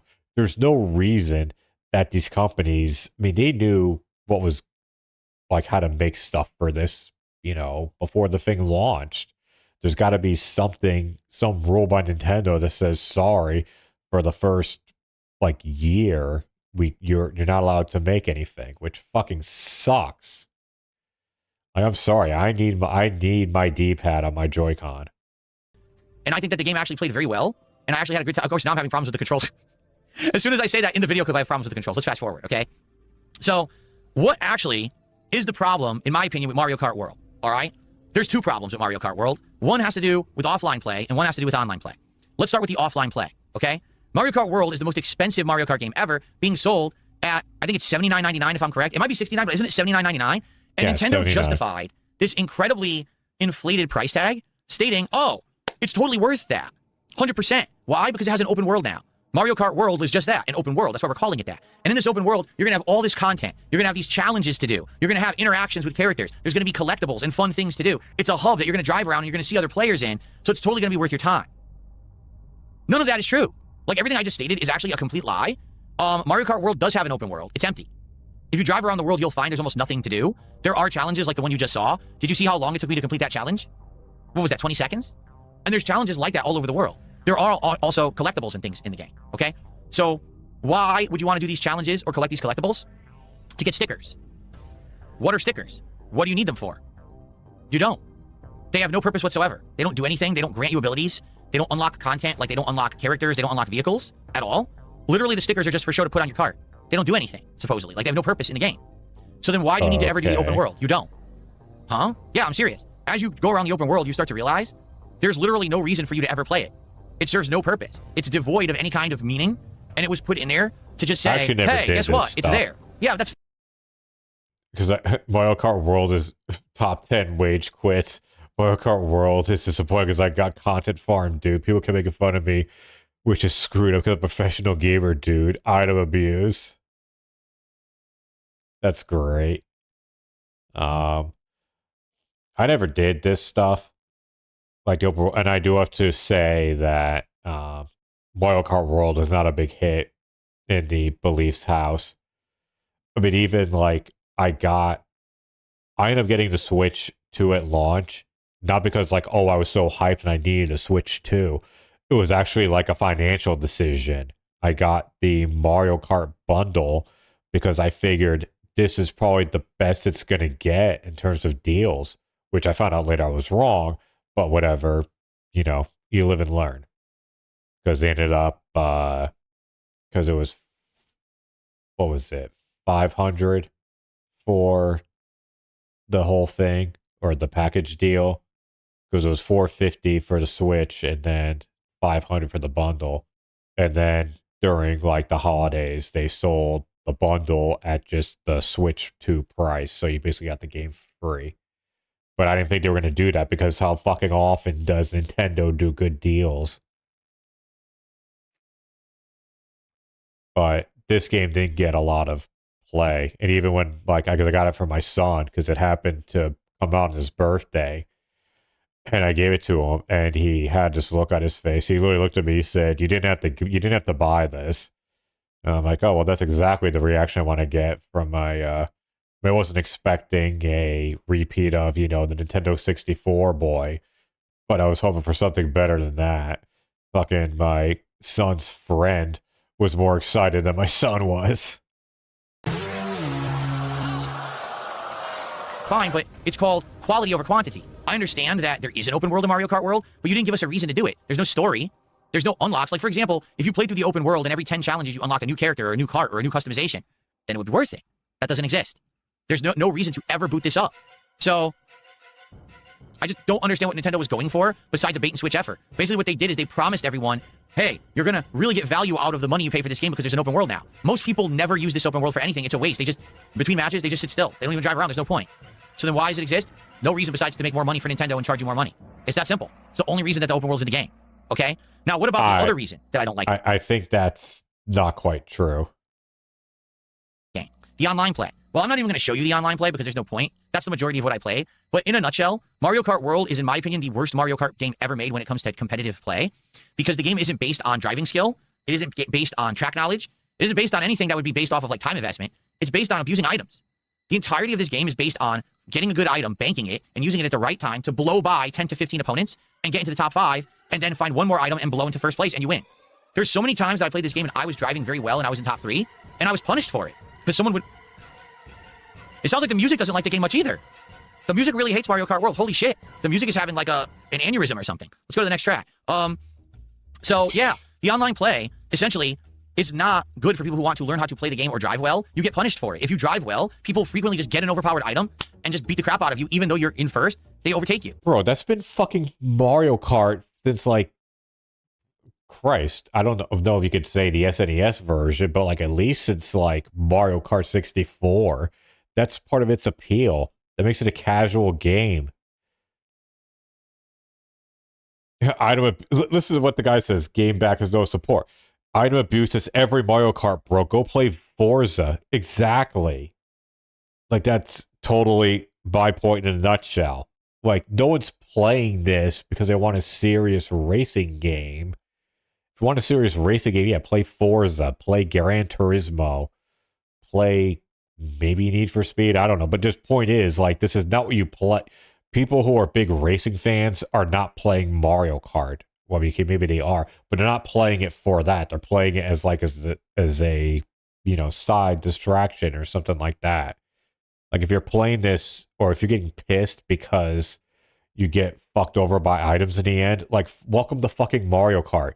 Like, literally, complaining about getting killed by items in Mario Kart is like complaining about getting killed in extraction shooters. Like, it's part of the thing. You kind of sign up for that. You sign up for that very real possibility. And there's nothing you can do about it. It's rage-inducing, and it basically means you don't ever need to learn how to play Mario Kart World. You could just learn a way to bank and abuse items. And that's how most people have played it. Yeah, that's... The game lost tons of its player base, and most people have stopped playing it entirely. It's just basically an overglorified party game. While previous Mario Karts actually had reasons to play and get better, this one has none. There's no actual formal ranking system. You earn points for driving. The points award you nothing. Basically, just by playing the game enough, you'll unlock all the content. And that's it. But you don't need to be good. You never actually need to win a race. So, the game is... Well, that's how it should be. This is a game for kids and for families. You shouldn't, like, lock shit behind skill. It should be based on just playing it. Like, I get where he's going, or like, that would have some meaning in, like, certain games, but for a game like Mario Kart, no, that's not the case. It should be as open accessible as possible. It should not be based off of challenges. Completely worthless. You play it for a few hours, you can beat all of the tracks within, say, 3 hours, and you've seen the entirety of the game. You go to the open world, there's no reason to play it, it's boring and empty, and has no meaning. You go to the online play, and you realize everyone just cheats with items, and the skill of driving isn't even worth it. So why are you playing Mario Kart World? And the answer is, you shouldn't be. It's actually one of the most big rip-off games I've ever seen in the 17 years that I covered gaming on YouTube. I don't think that it should be sold for $20. I don't even think there's $20 of content in this game. Oh, that's Being honest, bullshit. it's one of the biggest ripoffs Nintendo has ever sold. It was a blatant bait and switch. They lied to the consumer. They should be held accountable for it. Why aren't they being held accountable? Because they're Nintendo. Because this was the launch title. A month after this was Donkey Kong Bonanza. A couple months after this was Pokemon. Then there was Metroid. Because they create artificial scarcity with games, basically, everyone just buys the next one and moves on from the one that sucked and pretends like it never happened. This has already happened like 3 times this year. Okay, so that's what he means by artificial scarcity. The idea that, by the way, it's an awful fucking pose there. Yeah, again, you're fucking using terms that don't make sense of what you're trying to say. What he's trying to say is that there isn't first-party Mario or first-party Nintendo games. That's not artificial scarcity. That's just fucking game development takes a while. You think Nintendo doesn't want to have a bunch of big first-party games out there now? No, they're probably all, they're all still cooking. Are people up in arms about the Switch 2? Nope. Nintendo just gets away with it. So this year, if you take a look at my most disappointing games countdown, this game literally is the worst, but a ton of these games were Nintendo games. In fact, I would argue that the Switch 2 is one of the most disappointing console launches I've ever seen in my life. Most of the games on there are cross-platform anyway. Oh, yeah. The Switch 2 was a lot worse than, like, the Wii U. Yeah. Okay, pal. There's no reason to own the console right now. There literally is no system sellers on Switch 2 that you must own on that console. To be honest, you can play most of the games on Switch 1, and right now, besides Pokemon, I don't know what I'm going to be playing on Switch 2 in the foreseeable future because there's nothing coming out in 2026. Did you actually look at the game release library for this thing? Almost nothing. Nothing of any note. There's no Mario game. There's no Zelda game. There's like nothing coming out for this thing. So why did we all buy it? Because we're suckers. You know, we're fanboys. And we think, oh, Nintendo's great and they're going to do us right. They certainly have it in 2025, and 2026 ain't looking much better, at least from the lineup that I've seen. So Mario Kart World, hands down, one of the most disappointing games I've ever played. An insane ripoff. Definitely the most disappointing game of 2025. Notably, the reason why it's such a letdown for me, I love Mario Kart, and I was waiting for a new one for the longest time. But remember what they did with Mario Kart 8? They released it, then they re-released it, then they DLC'd the living hell out of it. So you waited so long for a new Mario Kart. And when people ask me, what's the first game you want to see on Switch 2? I said, Mario Kart. Let's get a new Mario Kart because we've been waiting so long. And then we got this turd. A game that I'm never going to play. Ever again. Because there's no point. Absolutely. Just look at this. Gaming's a vodka. I've never seen a streamer brag about their driving skills on Mario Kart till Phil did it. I don't think he gets Mario Kart. But, I mean, I do agree, though, with the sentiment that there's really no must-haves or system sellers for the Switch 2. At least not for me. Like, again, if it wasn't for the fact that I have kids and because of my fear of increased pricing, I would not have a Switch 2 right now. I really wouldn't. Because... And honestly, at this point, Nintendo is back to where they were with like the GameCube and the Wii U, where the Nintendo console has literally just become that, a Nintendo console. Like, there's no point in buying like for me, and I get that I'm very much a minority in terms of like a modern gamer, in that I have a decently powerful PC. I have a Steam Deck, and I have the PS5 and the Series X. So I'm pretty much covered, like in terms of gaming. The only thing that they can't do, all those things I listed, what they can't do is play Nintendo games, modern Nintendo games, Switch games. And yes, I know that there's emulators for the Switch, but I feel kind of like weird playing like modern games on like hardware that's not there for, like, if the system is still being sold and then like playing on other devices, like, okay, I'm not going to stop you from doing it, but I feel weird doing it. But essentially though, like, if I'm going to play a game, if there's like a portable thing, like Hades 2 came out on, like, even if there was no early access and it was a thing of, oh, it's coming out on the Steam Deck and the Switch 2, which version you're going to get? I'm getting the Steam Deck version, because it's portable, just like the Switch version, but also I can play it in more places. I mean, I could play it on my PC, on multiple other PCs. I mean, I could install that on my fucking... actually, I'm almost positive that it'll run on my 1070 over there. Oh god, that would be a horrible idea for me to install that, because that would just distract me so much, and that would just be like doing runs and like jumping between rooms while I'm waiting for people to get back to me on Teams, but that's a whole other thing. So yeah, I do agree with the thing that the Switch 2 hasn't really lived up to the hype yet.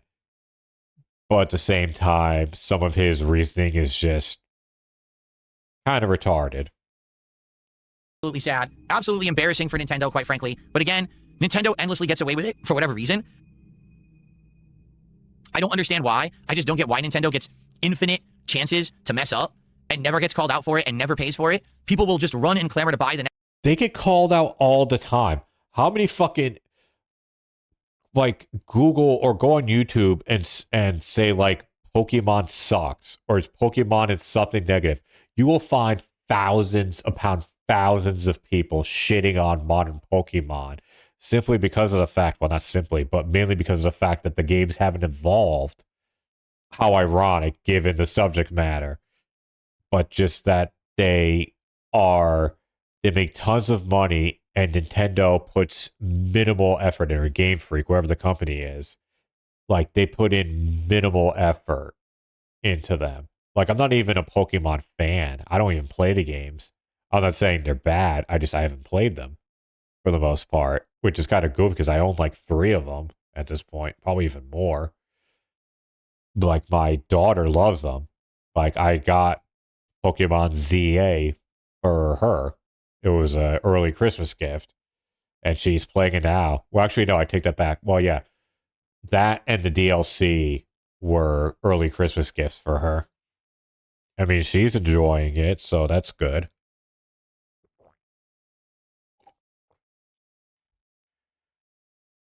But yeah, like, I have very little use for the Switch, too. If I'm playing a portable game, I'm playing it on my Steam Deck. Next Switch 2 game. If Switch 2 comes out with a new version of the console, people will run and buy it in droves. I just don't understand. I don't get it, but hey, I'm going to be honest with you guys about the games that I play. That game was not good. Ladies and gentlemen, that concludes my most disappointing games countdown for 2025. I hope that you enjoyed it. I would love feedback. Seems like people in the chat were 50-50. Some people like the new format. Some people were like, this format ain't for me. If you watch this on demand, what did you think? Do you agree with my takes? Do you disagree? Let me know in the comments. Please engage with the content. If you like the video, please give it a like. Let me know what you think, because I got some more series coming up in a week or 2 here, and I'd like to get feedback, okay? So everyone, thank you so much for watching the most disappointing games countdown of 2025. More like this coming. See you soon for more awesome gameplay here on DSP Gaming in 2026. Peace out, everybody. I got the drip go. I don't think I can do any more DSP at this point. I've been watching him for 2 fucking hours. I'm not saying the stream is done. We're, why did Darcy Retsky really? Wait, what the fuck is this? Oh, why is she really like, okay, I misread that at first. Excuse me. What a fucking mix of videos, though, huh? Like, fucking, we got DSP shit. We got, like, slop, or, yeah, like, celeb slop shit. The rise and fall of Christopher Cross. From 5 Grammys and multi-platinum to MTV erasing his face. I'm actually curious about that one. I'm gonna just copy the link and throw it into like my other thing so I can watch it later. You're gonna hear like the sound for a sec. I needed to register on my other account. He swept the 1981 Grammys like a... Okay. Yeah, that I'm actually curious about. Okay, anyways. But yeah, they'll go here and there's like fucking Hamburglar, LTG. MRI results are now in. Okay, let's Wings of Redemption Epic Pity Rant. That sounds interesting.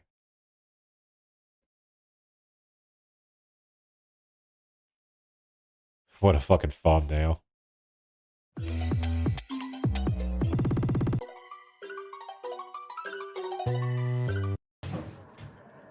Time to go back to old Good school. lord.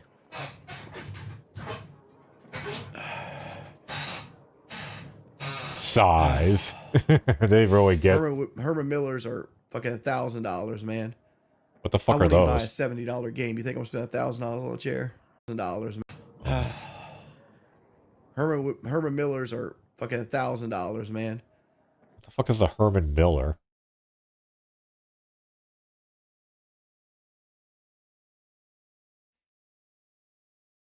Ergonomic office chairs. Jesus Christ.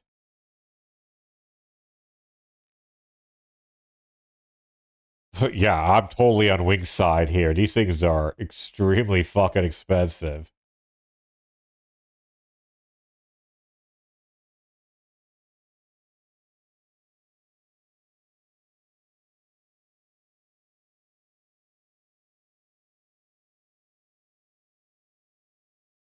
Yeah, these things are fucking expensive. Jesus Christ. Yeah, this is ridiculous. Like, yeah. I wouldn't even buy a $70 game. You think I'm gonna spend $1,000 on a chair? Well, this is my original chair, and I bought this as my backup. Can't see it on. I bought this one as my new chair, right? But the issue with this one,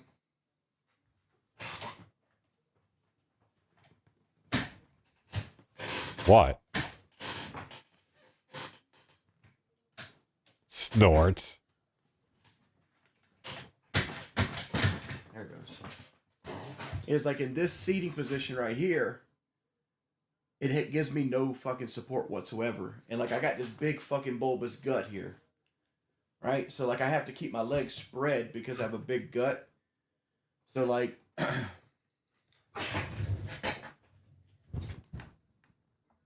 Ah. turn the lights up a little bit here. So Good Lord. the padding is here, right, for your legs to support, but my legs sit here. And here. So what ends up happening is I have to sit in the chair. Oh, God, This. look at that old one. And I lock it in. Like, bro, I have no support. that chair, you know what that looks like? That looks like the chairs you see sitting outside of, like, someone's house or, like, an old office building. That is like the, we are throwing this chair out chair. That's exactly what this is. Like, you don't ever expect to see anyone actually use a chair that looks like this. Jesus Christ. Here. So like I have to carry most of my weight the entire time I'm streaming, and it's fucking killing my legs. You could just lose some fucking weight, pal. Just saying. Tell me when I'm telling lies. Fuck. There we go. Huh? Okay, here we go. I legit thought the thing was like frozen until I saw the cat moving in the background. Whereas this one,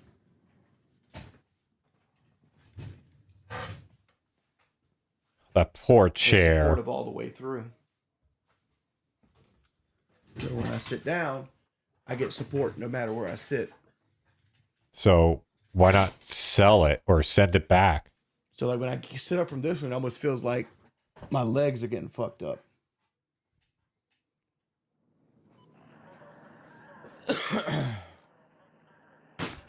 He needs a You know new how much chair pain in the bad. ass it is to return a chair, especially when you bought online.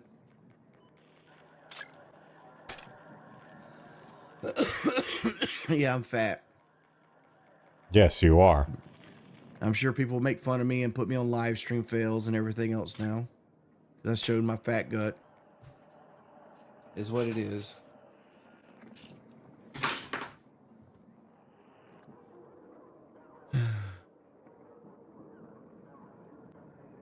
What am I going to do about it? Nothing.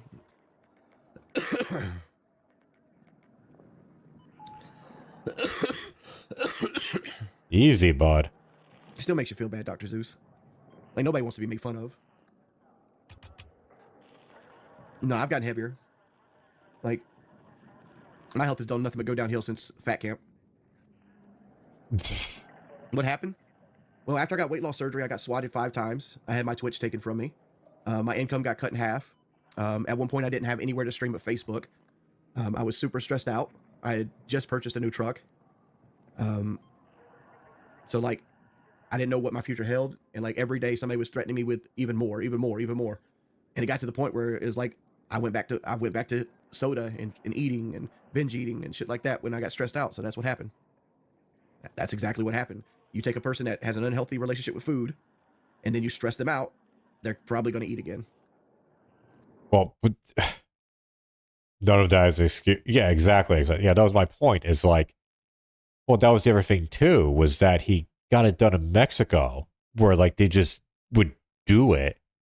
Like, I'm pretty sure the way that these things are supposed to work, like if you do it proper, although maybe I'm speaking out of line because there have been other fucking YouTubers who ate through the surgery or beat the surgery, but aren't they supposed to like, don't you need to break your food addiction or show some proof that you have broken the food addiction before they sign off on the surgery so that exactly what happened here doesn't happen?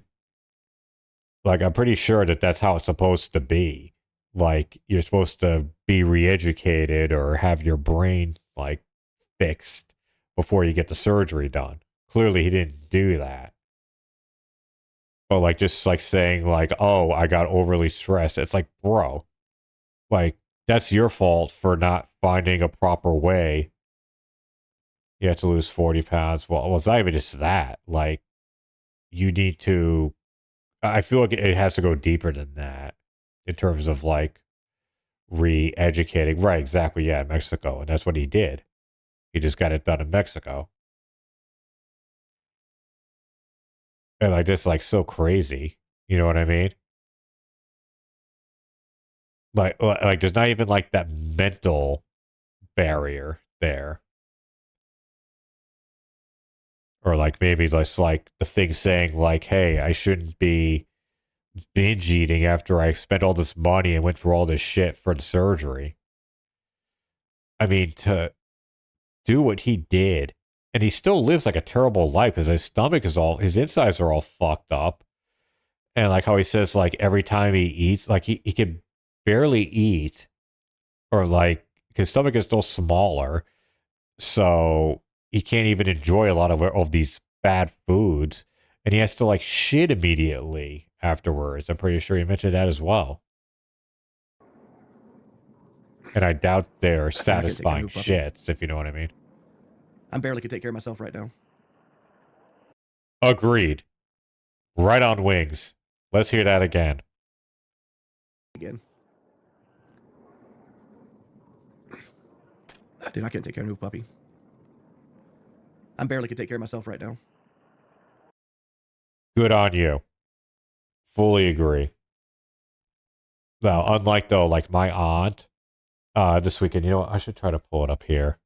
Let me see. My aunt got like one of the cutest dogs. Look at this thing. Hold on. Let me get it good. Yeah, look at this. Look at that. Look at that cute little dog. It's a Habanese. Cutest little fucking pup. And like for her, it's different. Like we actually are happy that she got a puppy, even though she's kind of like, I don't want to say a mess, but she's someone who needs a purpose in life. Like without a purpose, she's like, you need to like watch out for her and be careful. But having a puppy and having like this dog in her life, because her last dog passed, unfortunately. And now that she has this puppy, like she's like, there's like a new purpose to her, and she's had a lot of ups and downs lately. So for that regard, like we're all thrilled that she has this new dog, and it's so fucking cute. It's like 3 pounds, this tiny little dog, full of energy. Like, hold on.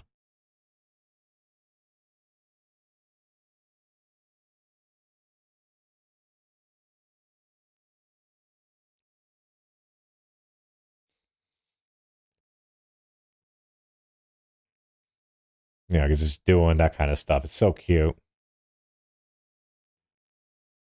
Okay, back to this. If you're going to live online, you can't let it stress you. my intention never was to live online. My intention when I started my YouTube channel was to make fucking like dope ass videos and interact with people. Dope ass videos. Right? Then I got laid off. I never envisioned myself making a career out of this. It's just something I wanted to do because other people were doing it. But then I got laid off and I was on unemployment for like 2 years. So I'm like, I just kept making stuff for my channel. And right at the end of my unemployment, I had just gotten like a machinima contract. And like, I was like, I don't know. I was less than a month away from making real money, but I thought I was 3 to 4 months away from making real money. So like I sold like my boat to give me self capital because I'd already ran through most of my savings. And because like unemployment ain't shit. It's like $300 a week or some shit like that. $392, I think. So I ran through. Yeah, it is hard to live off unemployment. So I sold my boat to give me $10,000 to keep pushing. And when that happened, that's when my channel got partnered, and we started making the machinima money, and that was good money for like 2.5 years. And then like it started to fall off, and then there was like 2 bad years of machinima money, and then I got depressed. And during that major depression, PK kicked me out. And that was like late 2013, early 2014, and at this point, yeah, but that was completely self-inflicted. Can you imagine what the timeline is like where he's still on PKA? Like, he totally was the one responsible for leaving that. He kept fucking them over to the point where they just said, fuck this, and they kicked him out. That year, I got kicked out from... I got kicked out from Machinima in January 2013, and then PK kicked me off, like, March 2014. And like, so I just sat there. Like that year, I think I made $9,000 the entire year. Wow. I was living off savings again at that point, and I was just in a depression. That depression lasted a long time, from like 2014 till probably about 2018 after the weight loss surgery. There's like 4 years of my life that was just a big dark black hole. And then I got the weight loss surgery, and I dropped 130 pounds in 2 months. I was feeling good. I was happy. People were cheering me on. A lot of people came by and donated for me to get the weight loss surgery. And I was doing good. And then the trolling stuff kicked in hard. And like, you know, like I said before, I lost the Twitch account, which that fucked me up so badly, man. So badly. Then they took away every other like alternative, right? So I couldn't even do like Twitch without a partnership and take like stream elements or stuff because they took that away too. Then they started like throwing foul strikes on my YouTube channel. And then at that point it was like, oh, I was straight back in Eden at that point. And then like, and then I got married. And marriage picked me up, and Kelly's been my rock for a while. And then we did Lolcow Live. Well, the boxing match was in 2013, and we did Lolcow Live, and now we're here. What's the next step? 2023. But after Fat Camp, I was very embarrassed of myself and what I did at Fat Camp, and so it really fucked with my mental health. And I just started eating tremendously bad again. So I put on like 50 pounds since like March of last year. Good Lord. Like 400 to like 441 right now. So 41 pounds.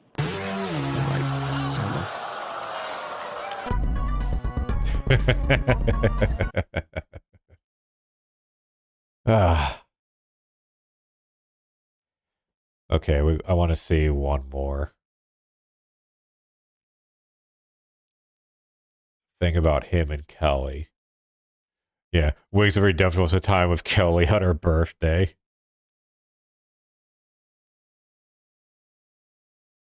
This will probably be the last one. Why are you guys so obsessed with comics? Like, honestly, I feel scared, elated, anxious. You gotta sleep it off. Hope you all have had a good time so far.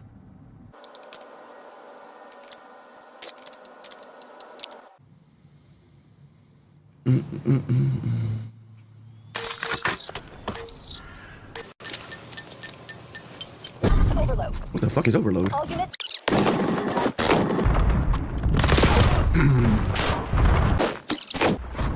What's up, everybody? Oh, dude, Call of Duty's such a shit game, man. Why are you playing it? Leaving this shit. Why won't you let me leave the match? Come on, man. I don't know why this shit's on. Dog, I'm already ready to get back on Battlefield. Then go ahead. Like, honestly, like no one's stopping like, you. There is no gun skill on this game. It's just random. Like the maps are so small. There's nothing you can do. It's just random. It's not fun. It's not fun. People complain that I've been playing too much of the same stuff.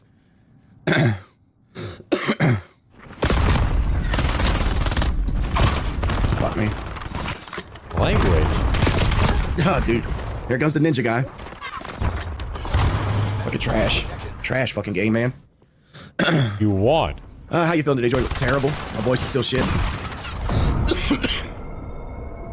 He does sound bad.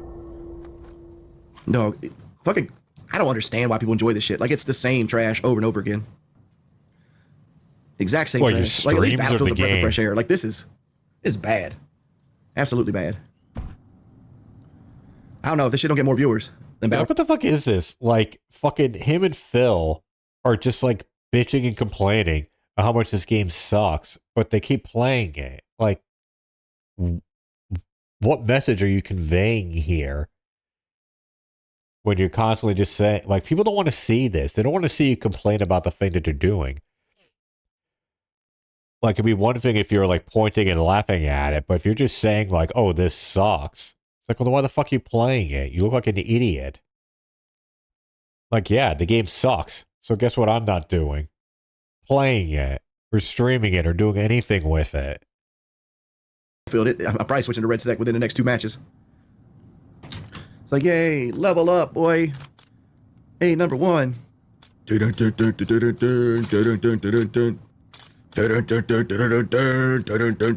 gonna play some Fortnite festival and then go to bed after the stream.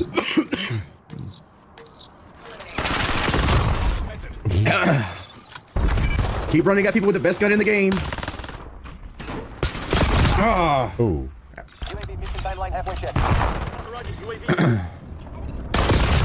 How the fuck do you kill people that quickly? It's almost silly how fast the time to kill is. This guy's gonna throw that fucking thing at me again. How the fuck are you back here, man? And it's fucking out of ammo. Why doesn't it have 5 bullets in it? Oh my god, I should have checked. And I get shot in the fucking back again. Why the fuck not? Just spawn him behind me. It's fucking shit Call of Duty, man. Good lord. Yeah, this Call of Duty is fucking dog shit.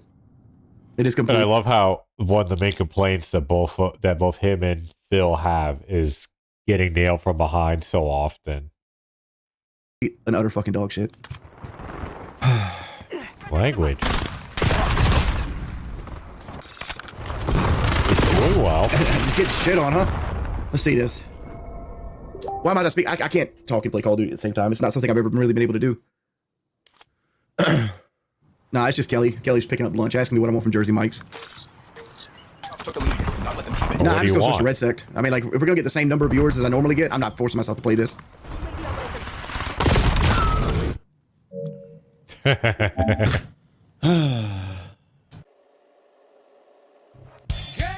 just don't have a good time playing that at all. Like, to me, it's just like fucking brain dead nothing. And why are you playing it? Norstein. I can't play Call of Duty at a high level while talking. I can't do it. I've never been able to.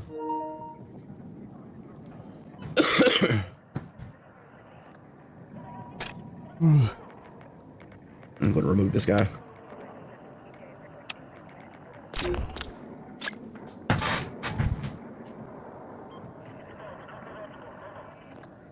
Yeah, Battlefield's more popular than Call of Duty right now. It's just not on YouTube. Yeah. Every time I've invited him to play Red Sec, he backs out and he doesn't use a mic. I'd love to take a fishing trip, man, but like I'm not in good. I'm not in a good fish. First, I'm too busy. Is he about to say he's too fat to fish? I think that's where he's going. There's actually the name of a book, by the way. I'm pretty sure it's Artie Lang's autobiography, Too Fat to Fish. Yeah, that's the name of his autobiography, Too Fat to Fish. It was something that his mom yelled at him one day. I'm too heavy to fit in a fucking boat. Like a bass boat's got like a 500-pound weight limit. Yeah, he's too fat to fish. He actually called it. Me by myself makes that weight limit. I don't know. I'd love to take a fishing trip or something. Yeah. Maybe you should take up bulimia. Every man in my family's been big, at least on my daddy's side of the family. And none of them died from it. Or complications from it. Generally, men in my family get cancer. Which is funny enough. They live their life big, and then they get really skinny at the end. You do realize that obesity can lead to cancer It's one of the big triggers for cancer. Just something to think about.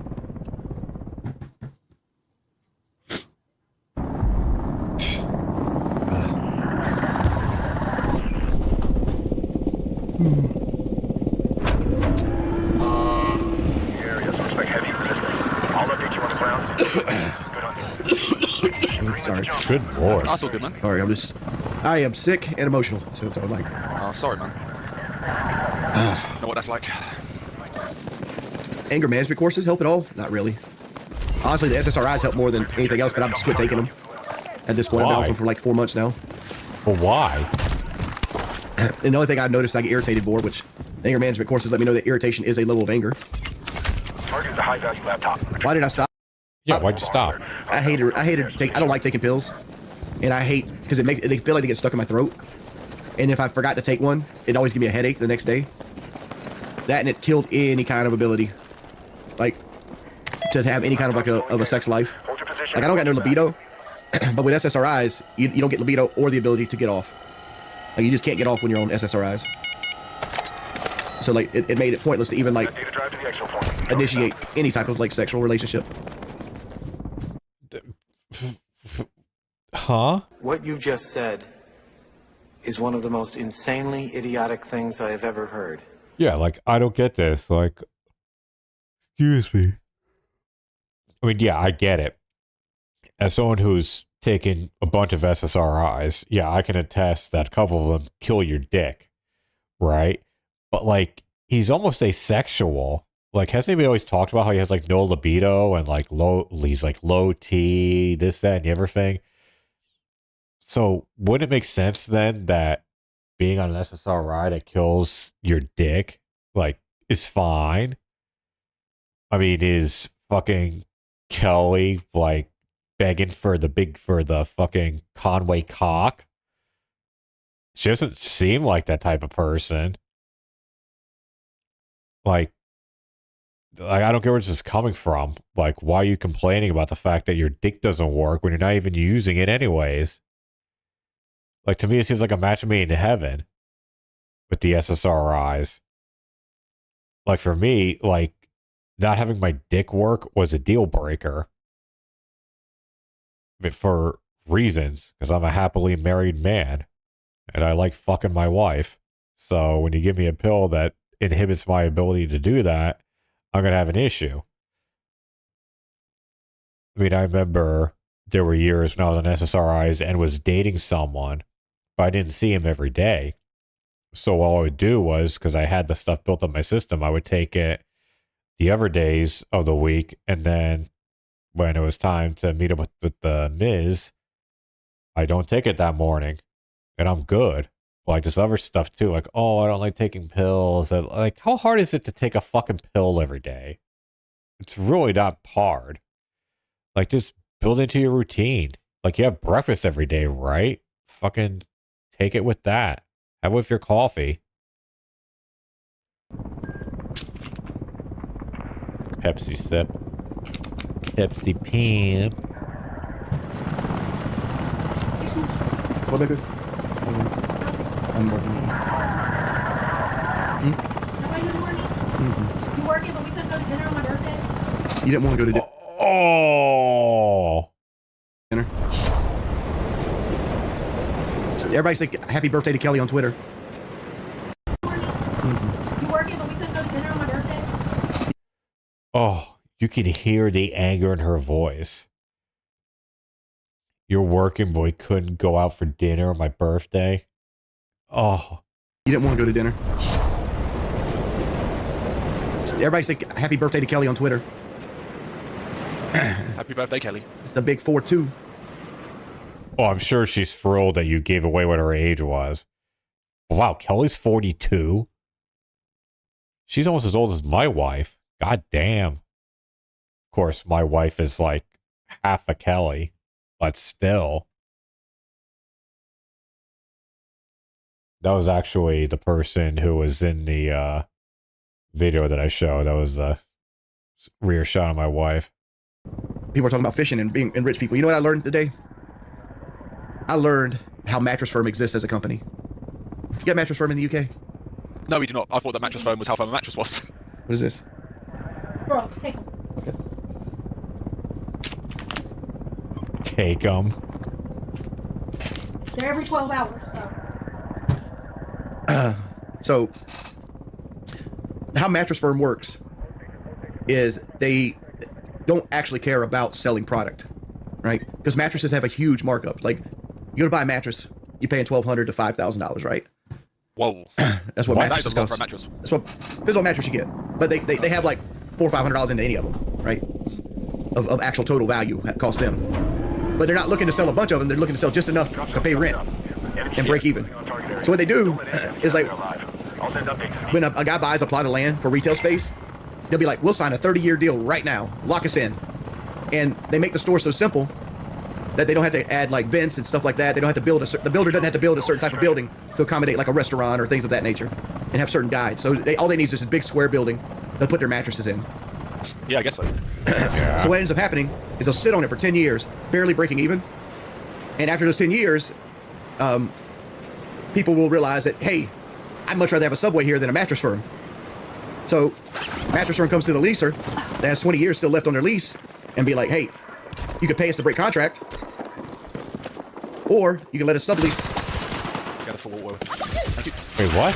So that they'll either get bought the contract or they'll let them sublease and they'll rent it for what its value is. Because after 10 years, the value of the property goes up, thus the value of the rent goes up. Yeah. Review them when you can. And there's also a third way to make money, which is they'll have 500 different locations and they'll sell it in bulk to like an urgent care or some building up in advance, and they'll do a huge contract where they'll make like $200 or $300 million that way. Oh, right. I'm fairly certain that, like, at best, half of what he described there is actually true.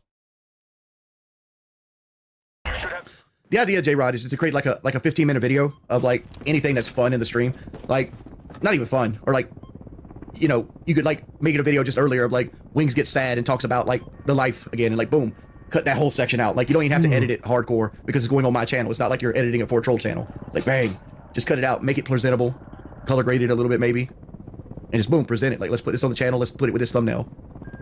You Gotta try not literally getting could do sad it on a all sad by person. yourself. Shit, there's someone in the scar. God damn it, dude. Rich creamy sauce. One thing I noticed when I got to watch you play just a little bit, you need to increase your sensitivity by like 10%, maybe even 15. Oh, okay. Because like, I don't really find high sensitivity comfortable though. it's not. I'm not asking you to go to high. I'm asking you for like 10% more than you got. Because right now, like, you're actually underswinging.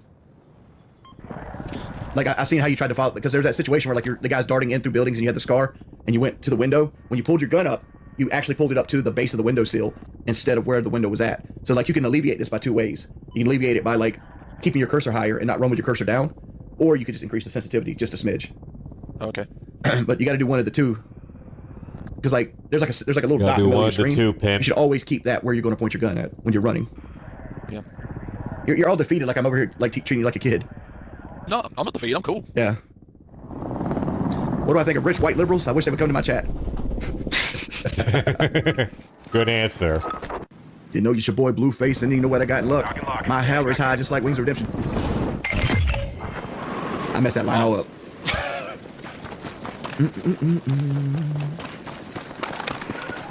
Been sniped out from behind, making a run for it. How the fuck is everybody killing me? Because you're not playing well. I did. Let me go read it, Spaceman. I see you. Thank you for reminding me. Hey man, I work for ICE and I'm looking into the trolls with my resources. It's. Well, I don't know anything about that. Neither do I don't know I. anything about that, man. I don't know about him.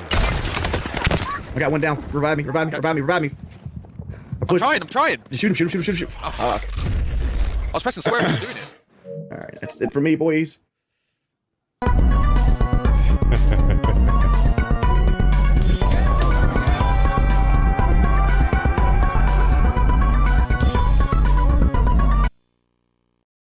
Ooh. Oh, I'm beat. I mean, that was a fun watch, but I'm just exhausted. That was fun, though. Bill's list was, I mean, there was definitely a couple of things that I did agree with, but for the most part, yeah, it was dumb. Like Mario Kart World, I mean, I will say that was a bit of a disappointment, but most disappointing game, no. Prime 4 definitely wins that by a fucking country mile. And some of the other logic stuff is just retarded, like saying, like, declaring South of Midnight as disappointing because his dented viewers kept bitching about it, and therefore he felt he couldn't play it. It's like, bro, just fucking play it off stream if you're that intrigued by it.